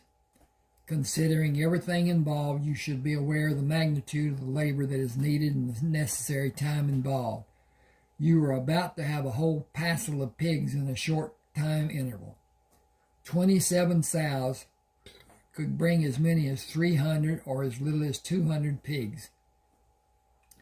Either count as a lot of pigs for one person to attempt to manage, if he is alone. The babies need to be protected, or the sow will flop on them when she lays down, and her weight will crush them. Whole litters have been lost without crates being used." He paused, wondering if it was more than she might digest. "Then you must break off the prominent teeth of each piglet, or the sow's tits will be teats will be severely damaged, and the little shits will use them against the other littermates if they are not removed. Removing the teeth can only be done in a fashion that requires expertise of knowing where the break is done to not hurt the pig. He looked at her to be certain she was not squeamish about doing what was needed. The tails need to be cut off so the other piglets can't chew on them and maybe cause infection. The nabals must be dipped in a solution to prevent infection. He paused and continued when the expression did not change. Then the calves are about to start dropping. It is an involved process if it does not go well. All the fields have been plowed and only need to be disked and harrowed before planting. If we are planting soybeans, I would assume we will drill rather than plant. There is a flock of painting that needs to be done, and I only have so much time to give. Fences are a constant battle to keep mended. Counting the beef and dairy cows, there are over 150 head of mature cows on this place and 2 other pieces of ground located across the road. As she leaned closer to him, he held his breath, afraid she was going to discover something about him which would be a reason or just a feeling sufficient to cause her to mistrust him and not want him to work on the farm. You seem to know quite a lot about the farm. I've helped Ray. We were friends. He was one of only a few people that I could feel secure enough to talk to tell my fears, my hopes, my desires, even my hurts. We shared a lot. It's a small town. He stiffened and his grip on her hand tightened slightly. A look of anguish clouded his expression. It is a small town and everyone knows everyone's business, or they think they know. You will learn sooner or later that I am married, but it's in name only. It's near a divorce. The slightest thing imaginable may be the mechanism to make her leave. We barely tolerate each other, and each of her family members is a sadistic nemesis to me. They poison her mind and my children's. There are 2 boys. Kenny is the oldest. He will be 3 in 2 months. He came back from a visit to his mother's house 3 weeks ago and told me I would not be his daddy anymore. He said his aunt and uncle had told him I would not be. He paused to strengthen his composure. It is tearing me apart and the marriage too. The damage has already been done. Nothing is going to save even a shred of our marriage. I hate to tell you, but the youngest child's origin is at best dubious, and we have not had sex in God knows how long. She tried to tell me that we make love in our sleep. When I didn't immediately go along with that explanation, she said she got me erect in my sleep and I got her pregnant. He paused again. She is involved even now in an affair. I only say this to you because I would rather you hear the truth than the gossip. The townspeople may be what will eventually drive her away because they all disrespect her and openly shun her. There are some who will purposely drive down the middle of the street and make her move her car out of the way. He paused to see her reaction and continued. Willoughby has 2 branch offices of the finance company that she works for. The woman who got her the job works at the other office. She has not spoken to Kay in over a year, and she lives on the other side of Tramble. Eric hesitated. The only possible outcome is Kay's leaving. It's just a matter of time. We will lose most of what we have.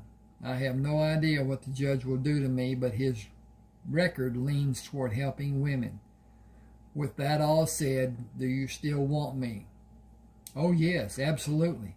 I had no idea about all the work that needs to be done. I only thought it would have someone feed the animals and milk the cows. Please come inside, then come out here with me. I have been enjoying the night and the moonlight on the lake. I think you need to talk. I know I need to talk to you. She moved toward the door and turned back to look at him when he released her hand. She took both of his hands in hers and brought him into the light. So much sadness at such a young age. How old are you, 23? I just turned 26 in January. I was a New Year baby. You were born on the 1st. Astrologically, that makes you very special and very talented, and a very hardline realist. At times too realistic and not imaginative. You have a hard time seeing opportunities because your view is sometimes so stiff. That's pretty evident from judging what I've done in my life so far. I joined the Navy when I was 17. I enjoyed the plane flight from St. Louis to San Diego. It kind of went downhill after that. I was far too young to be in the Navy. I hated it and most of the people I met while I was in. I got out before my 21st birthday.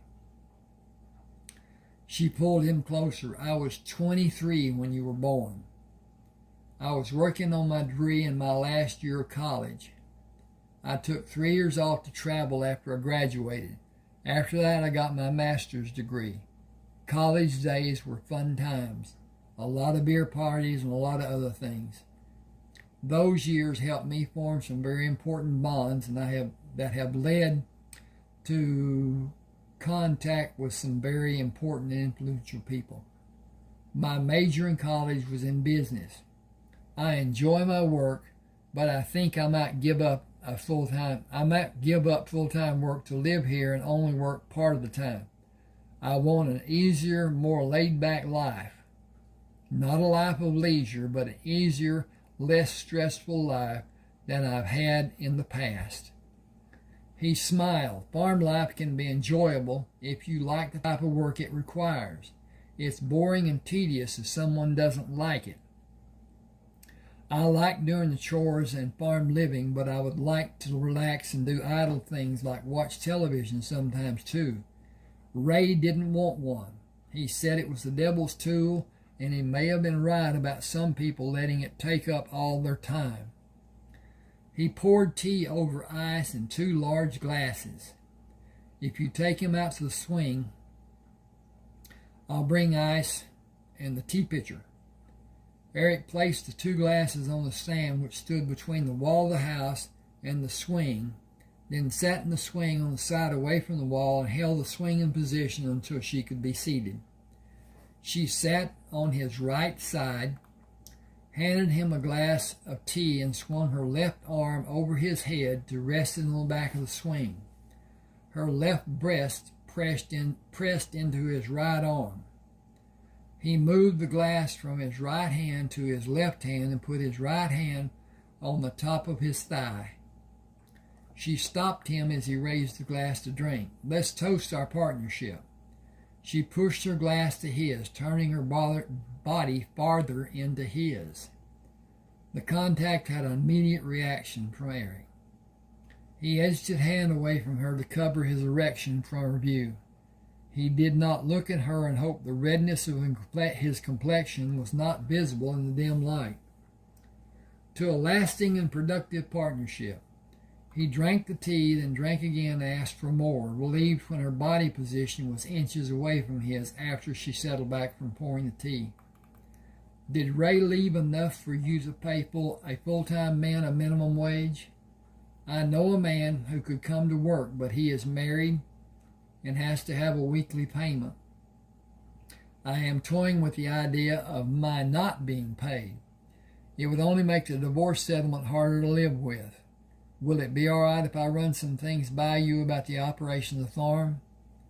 I will always expect you to do that and even more. I know nothing about farming, and I am turning the operation of it over to your capable hands. Set your schedule as you may need and make this a profitable operation.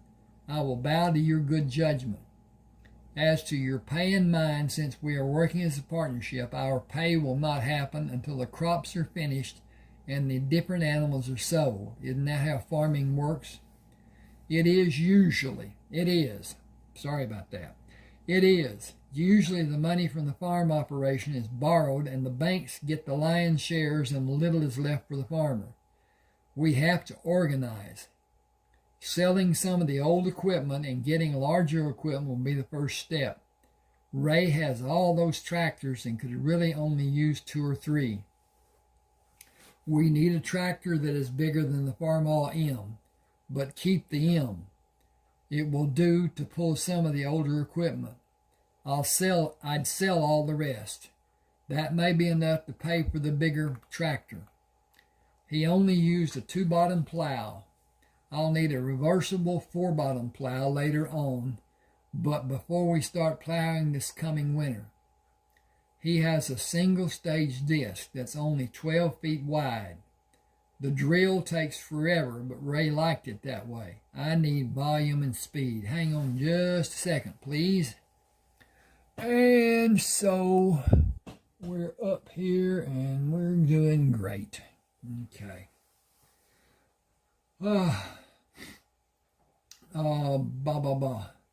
She searched his face in the dim moonlight.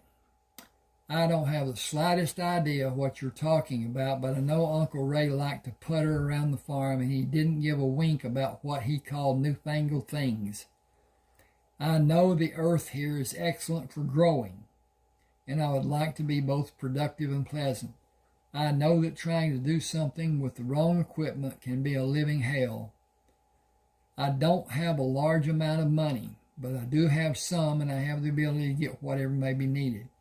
I cannot use the farm as collateral. It is not mine, and I only have it until the rightful owner is named. I will be allowed the necessary time to finish a physical farm year after the owner's name. Uncle Ray did not leave any money to any of his relatives. Most of his people were in debt to him. I am as guilty as the others, and I will use all of my money that I can. That's a risky thing to do because there are so many things that can go wrong. What things specifically? The weather is a farmer's friend and his enemy. A good year means enough rain. Too little rain may only hurt a little and have a smaller crop than usual, or even less rain than is actually needed will mean watching the crops die in the fields. Too much rain and rain in the wrong time can be catastrophic. Cloud cover happening day after day for an extended period, and the plants will not grow from lack of sunlight. Hail, high wind, flooding from up north, insects. All that and more can hurt or ruin a crop. A good year means you better put back whatever you can against what is probably coming. That's why most farms are diversified and don't depend on just a crop to generate revenue. Crops, cows, hogs, sheep, chickens. She quickly moved away from Eric, turning her body to face him, and brought her leg to a curl position in the seat of the swing, pressed against his leg with her foot hooked against his knee. Pardon my interrupting. I would like to have chickens. I want to go out and pick the eggs. He drank and rested the glass on the arm of the swing. You can always interrupt as you put it. I would call it interjecting, say it was a normal course of our conversation. We can allow each other the freedom to do that, can't we? She gripped his arm. I would hope so, but many people think it rude to be interrupted when they are speaking, as if they might lose their train of thought. I have never thought a point had to be so hashed out that it was brutalized. I would rather my conversational friend be open and free and thought-provoking. He drank and placed the glass back on the porch railing. I've always wanted friendly conversation to be more roundhouse discussion than lecture. I've only had a few friends who are free thinkers like you talk with. I've always guarded my conversation to be what they wanted rather than what I wanted. I have a friend named Jessie Ellison. She and I talk that way, and we don't feel threatened. Is she your girlfriend? Not romantically speaking. She's just a good friend. She's a sounding board for me and me for her. We've been friends since grade school. He took a deep breath. I'm nearing the end of my marriage. It's been a miserable process so far. I think the only reason she is still here is to try to salvage whatever possessions she can. There isn't very much to keep, but I think it is hard for her to let go.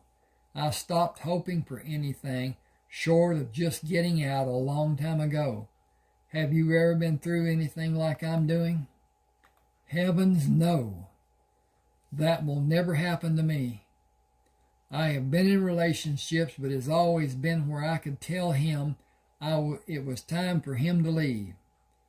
I live on my own terms. I know what you were headed for, and I want no part of that scene. She pushed Eric's arm and laughed. My way or the highway. It has always been that way until now. My way isn't true here. It's Uncle Ray's way. He stipulated in his will that I can never sell this farm. I can't rent it to someone. I am required to either manage the work on it or turn it over to someone who will, and I must maintain a residence here. Only one person can sell it, and that is 12 years from now. I don't have a clue who that person is. I first thought it was a woman, and he held the flame for. He hated the tangles of a relationship, so I ruled that possibility out. It must be some needy person, and Uncle Ray believed that person would have something different in their lives in a few years. Excuse me a second. Oh, okay. Yep, doing well. She looked out into the dark night. Anyway, I will have some money if I allow it to produce. I can't do that by myself. Some people have been feeding the livestock and milking the cows, but that is about to end. The boy is going to school, and his family has been helping to have money for his tuition. They will finish today. I started to say tomorrow, but it's after midnight. I haven't talked to anyone like this in a long time. He put the empty glass on the porch railing. It has been nice. Yes, it has been nice, but it's getting late for me. I have been up since 5 o'clock. Uncle Ray's newfangled electric radio is set to go off at 5 in the morning. I did everything I could except hit it with a hammer to get it to shut off. I stopped it. I got to change the setup here. Where is it? Oh, okay. I stopped it by pulling the plug from the wall socket. Could you look at it for me? He took the glass from Ray and held it out to her. If you could give me just a few minutes. I have a cramp and I need to exercise to relieve it. He stood and turned away from her, leaning his weight against the banister with his hands extended. She placed her hand on his lower back, rubbing small circles with her hand. Okay, I'll get ready for bed. You know the house, don't you? Sure, I'll get this cramp out and then reset the clock. What time do you want to be awake? 7 should be okay. I'm usually awake before 7. If I get finished setting the clock before you get dressed for bed, I'll say good night now and see you tomorrow morning. I look forward to seeing you. Good night. She took the pitcher glasses and ice container inside. He watched as she moved through the kitchen into the bedroom, leaving the bedroom illuminated by a small amount of light filtering down the hallway. He stayed on the porch longer than he had anticipated and softly swore when he heard Cheryl get into bed. The creaking of the old bed springs brought intensity to his bulging problem. With resolve to get the task at hand alleviated, he entered the house, moving quickly through the bright light and into the shadows of the hallway and the relatively darkness of the bedroom. I'll set the radio clock and get out of here and out of the way. Oh, you will never be in the way anywhere on this place. I suppose you aren't aware that Uncle Ray considered leaving this all to you. Why would you joke like that? It isn't a joke. I'm totally serious. Consider some relevant facts. Who came running every time Uncle Ray needed something? Who fixed every problem he had with everything mechanical? Who found him with his hand under the tractor tire when it rolled back on him and stopped? He was drunk as a rabid skunk, and I was too. Nobody aside from me knows it, but you probably saved his life. After you got the tractor moved, he went to the day clinic and got pills which stopped his heart from racing. If you had not found him, he thought he would have died. More than everything we can talk about that you have done for him, the friend you have been to him, is the love he had for you. I only knew we were friends. Please sit here on the bed. I can't see your face. He grimaced as the iron springs protested his weight. His half erection became full again, and he wondered if his testicles were going to explode. He had not been sexually active in such a long time, and their ache was intense. Memories of high school when he and Kay would get each other excited until he had difficulty walking prompted him to ask, would it be all right if I just lie back a little while and see if this cramp will go away? I'll lay with my head to your feet and leave my feet on the floor. It is really beginning to hurt. Naturally you can. Can I do anything for you? Honestly? It can never be any other way between us. I know, but honestly, it's hard to rule the day in my life, and to have you be so close to me and be beautiful, exciting, and sensual woman that you are has been pure agony for me all evening. I've had the greatest erection of my life, and I can't get it to go down. You pushed your breast into my arm when we were sitting on the swing and it popped up like a periscope on a nuclear submarine. It's been looking for a target all evening. I am an old woman. What does that have to do with an erection? Do you think I'm perverted because you do you do such wonderful things to me? I am old enough to be your mother. A young man like you shouldn't even look at a woman as old as I am, and he certainly shouldn't have erotic thoughts. You should be repulsed. You should be ill at the slightest thought of me. He sat up on the side of the bed, reached over the blanket which covered her, and pulled her into the light coming through the doorway. Are you repulsed by me? Of course not. Oops, that should have a... Okay, hang with me just a second. I got to put quote marks. Weren't there. Of course not. You're a young Adonis. Any young woman will want to be with you, but not just any older woman.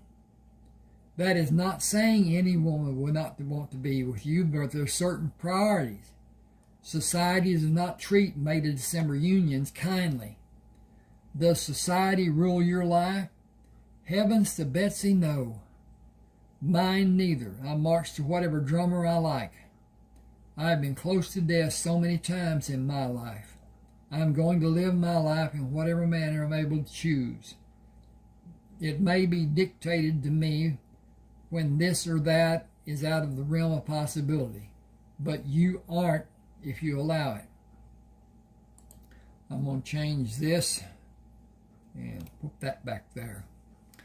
It may be dictated to me when this or that, okay, whatever.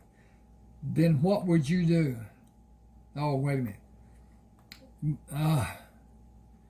If I wasn't married, I would lean over and kiss you right now.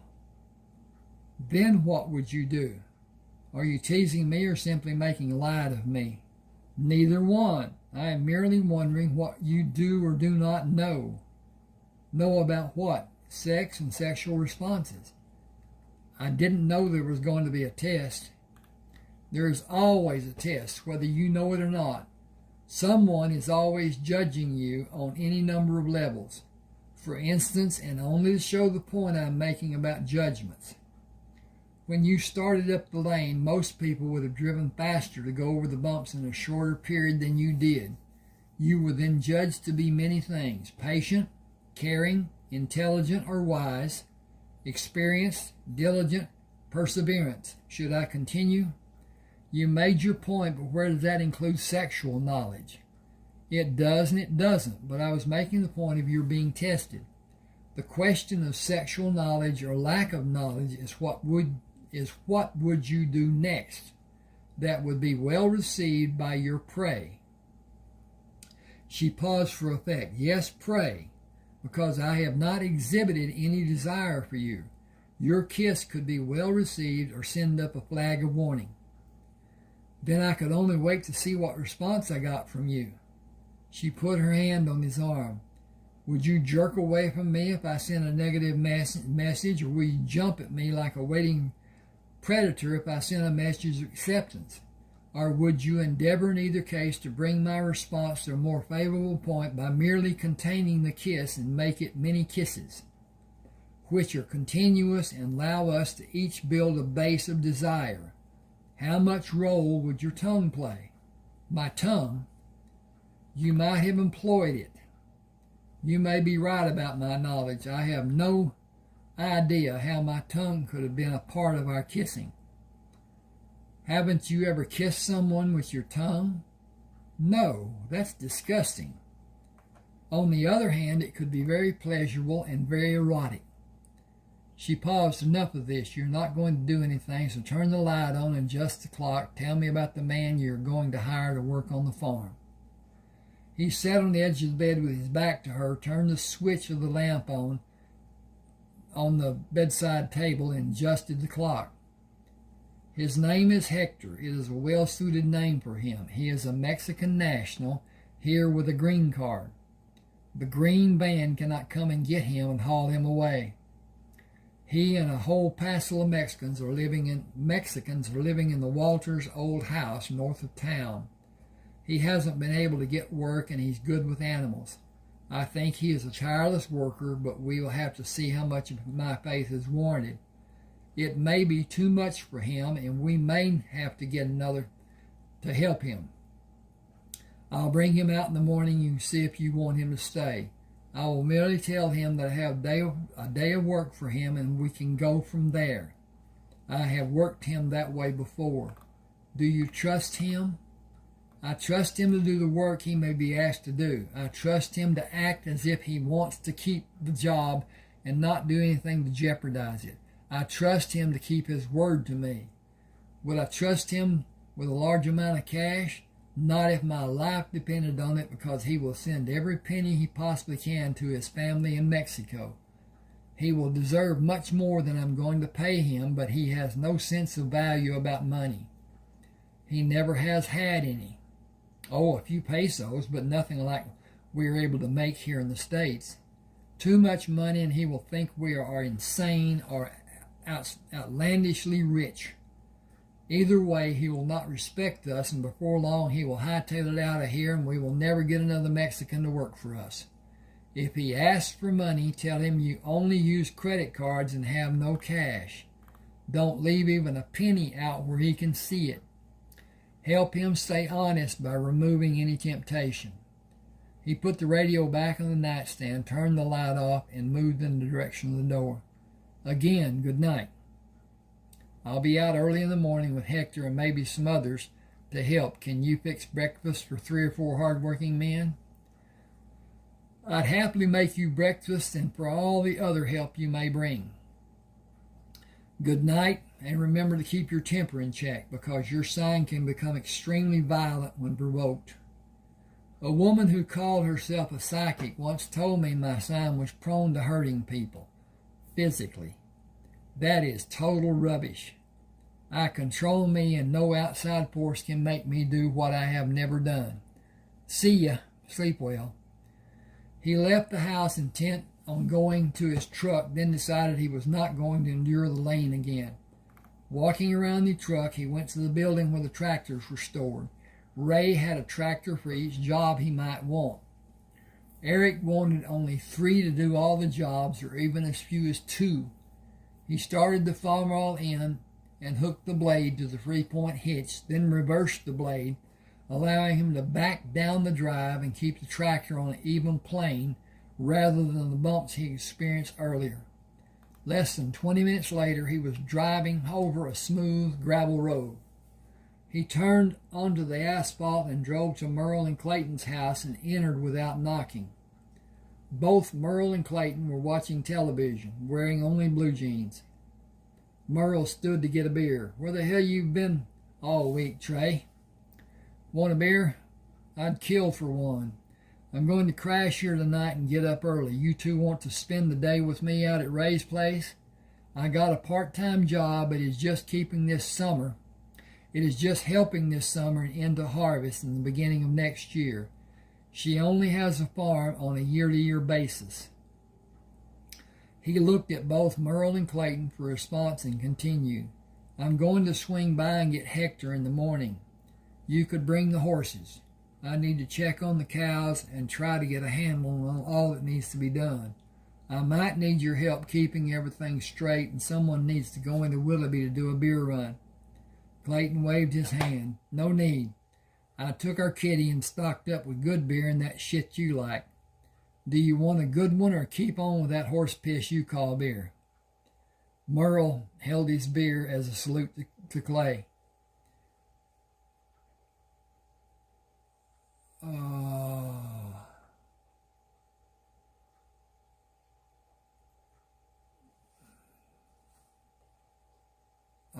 That's not. I got to redo this. Hang on a second.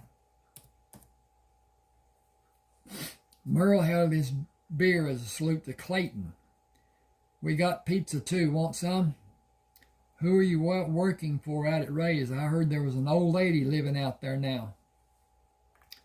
Wait till you see this old lady. She is a living dream, a total knockout. Clayton leaned over in Eric's direction. You don't usually say much about women other than Kay. Kay.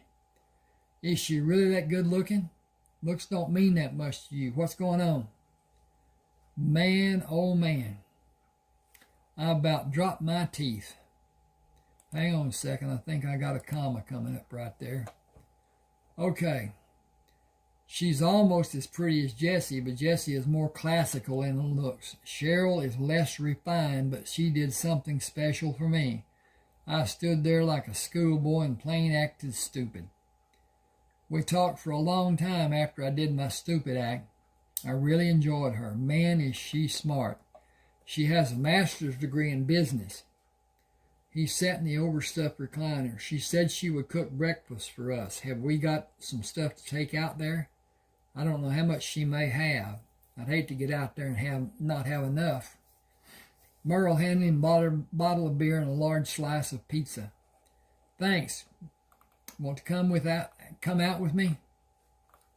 Merle twisted the cap off the beer as he sat down. You going to pay us, or is this another of your neighbor helping neighbor things? We'll have to wait and see. Anyway, what are you going to do besides sit here and get bored? Clayton slapped Merle on his protruding stomach. Bored and fat. Merle hit him on the upper part of his arm. Look who's talking. Gained 12 pounds in the last 2 months. 2 months.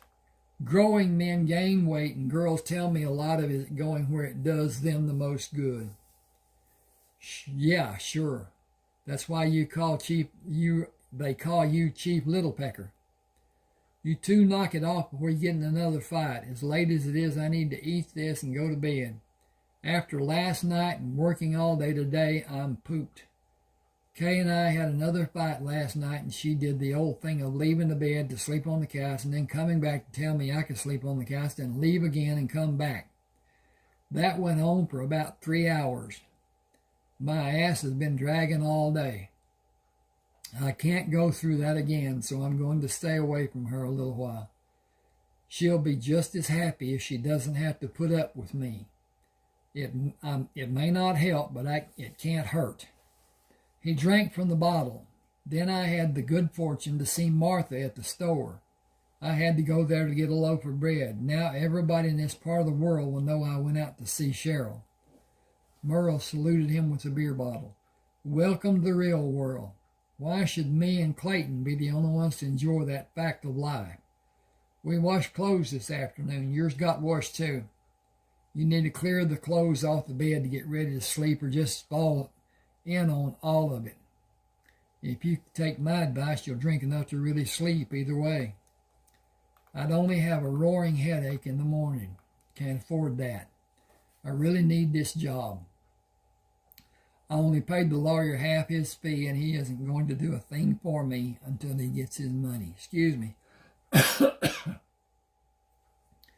Got a tickle. Clayton stood and stepped over the coffee table on the way to the refrigerator. We'll give you the money you need to pay him. I know you will, but this isn't like it was our doing something together, and I want it to be my own thing. I appreciate both of you offering, and I may need your help before it's done. Merle looked at Eric. We're almost kin. Let us help. You can help tomorrow. Now I'm going to bed. No need to worry about the television being too loud. This pizza and beer will put me right to sleep. Good night. See you in the morning about 6. You want us to wake you up? You aren't up by 6. We'll be finished feeding by then. I'll set the alarm, but do get me up by 6 if you can. Hang just a second. Okay. Eric awakened to strange noises coming from the pasture where Merle, Clayton, and Eric had their horses at the rear and north side of the house. Patches, Clayton's horse, and Eric's horse Spots were playing in the bright moonlight. It was not unusual for Patches and Spots to frolic in the way horses do. Willie sometimes joined in the tussles, but the action was often too fast or too lively for his taste, and he usually stayed away from the mock battles. What was unusual about the play this morning was the low nickering and huffing which horses used to welcome each other. It was primarily Patches, with Spots and Willie joining him in a small scale. Patches was ecstatic, which is a most unusual occurrence for him, and more amazing, he was making noise to a dog as they ran. The dog was a shepherd mixed breed. Eric mumbled, "Big dog." He bent close to the window to see better. He must weigh around 120 or more. He watched as they moved from the nearest end of the pasture until they were out of sight. Turning the light on, he picked up the clock. 5:30 was earlier than he planned to start the day, but sleep would elude him as he contemplated what was to be done on the farm. He met Merle and Clayton as they were coming down the hall. "Early to start the morning, isn't it? I'll make coffee while you feed. Have you got anything to go in it?" Merle turned to go back down the hall to the bathroom. "I'll check the reservoir on the commode. If Mama found it, then we don't have anything." Clayton stopped and turned to face Eric. "This woman, I need to do some stuff here. Give me just a second. Dink. Okay. This woman seems to have had quite an impact on you. She's old, isn't she?" "She was in her last year of college when I was born, but nobody has ever moved me like she did last night. I had a solid boner for more than 2 hours. Well, it went down a little until I saw her again in the bed." "She was in the bed and you didn't get any?" "I just met her last night. Let me tell you something that Merle and I have never told you before about women.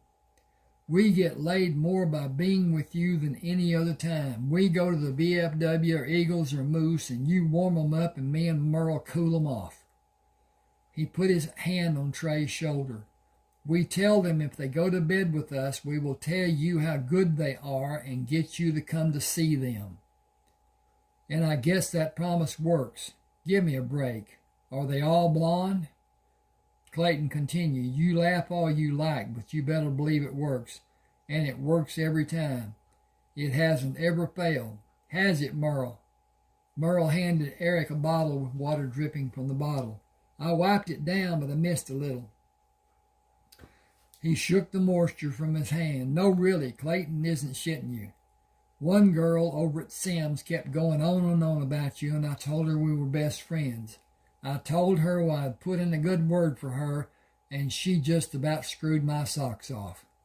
Me and Clayton have been using it ever since.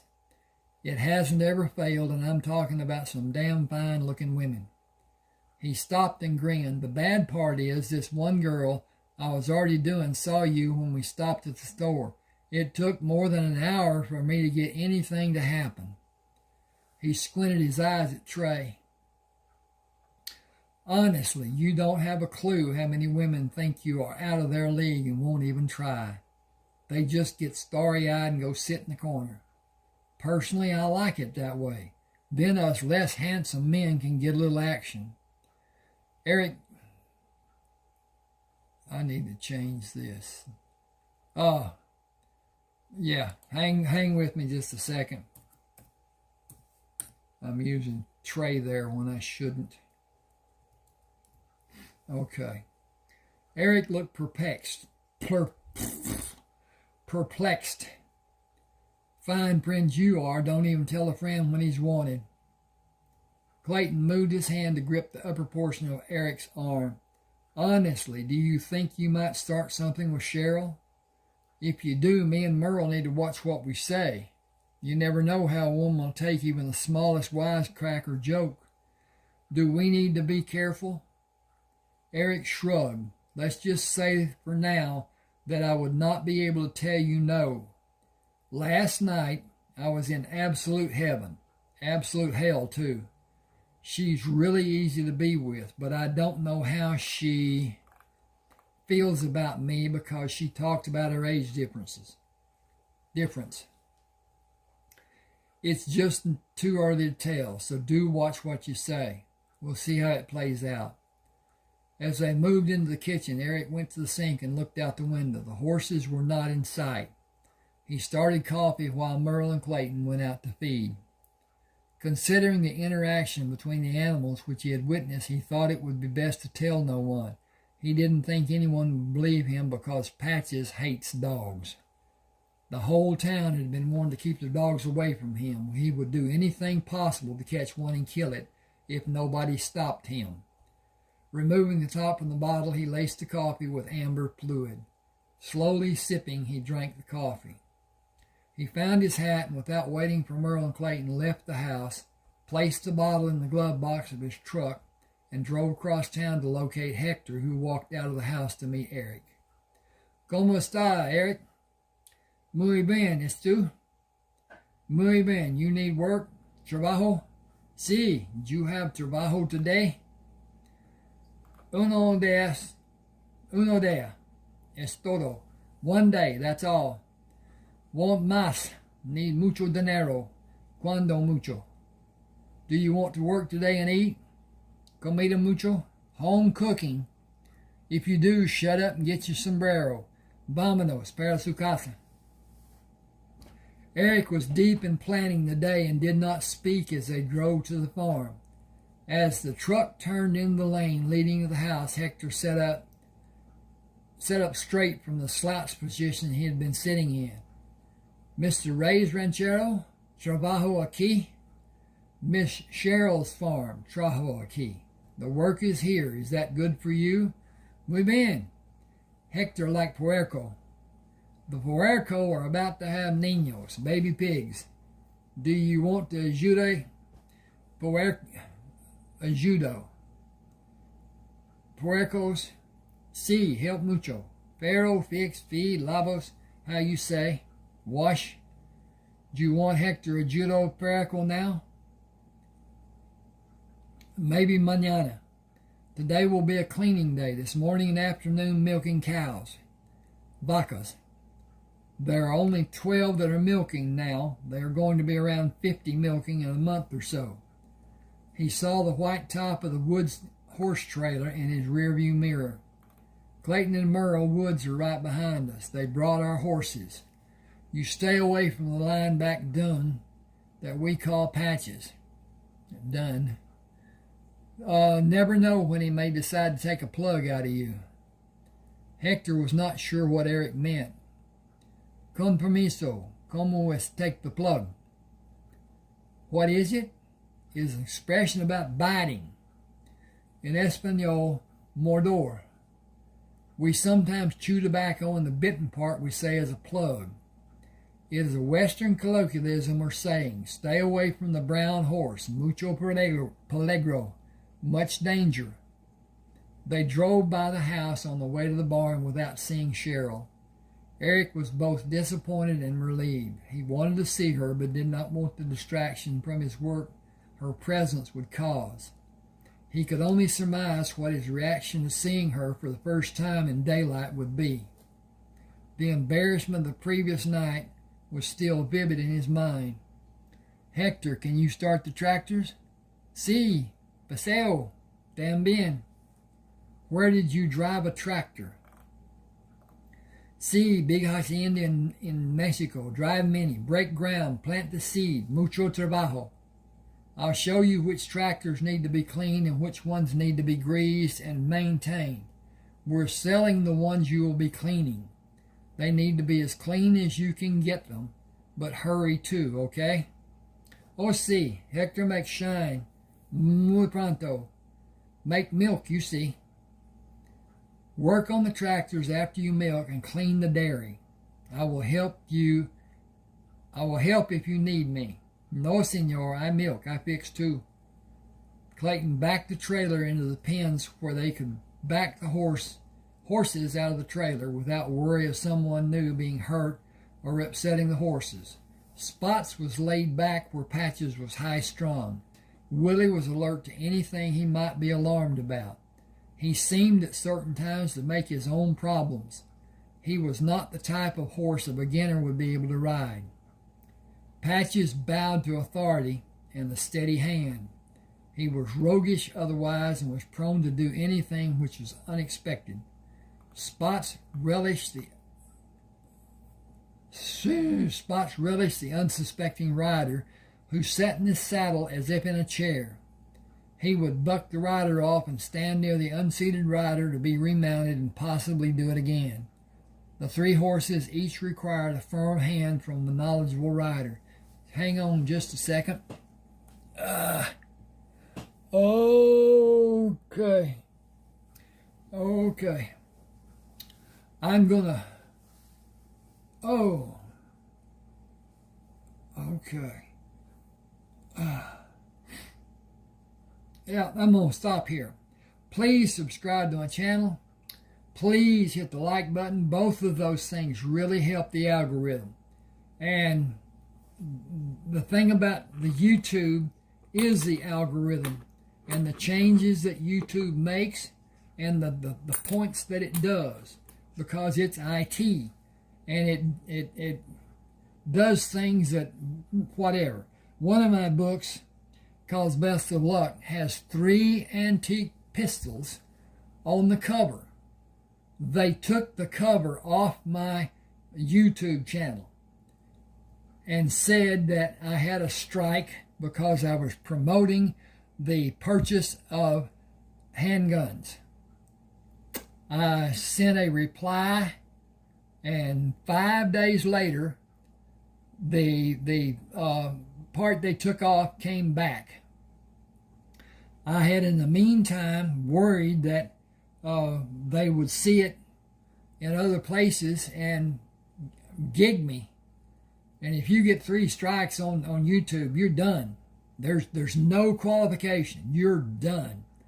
So anyway, it turned out to be okay, but it was a mistake, and it could not be somebody with any form of good judgment about what was done, but it was done.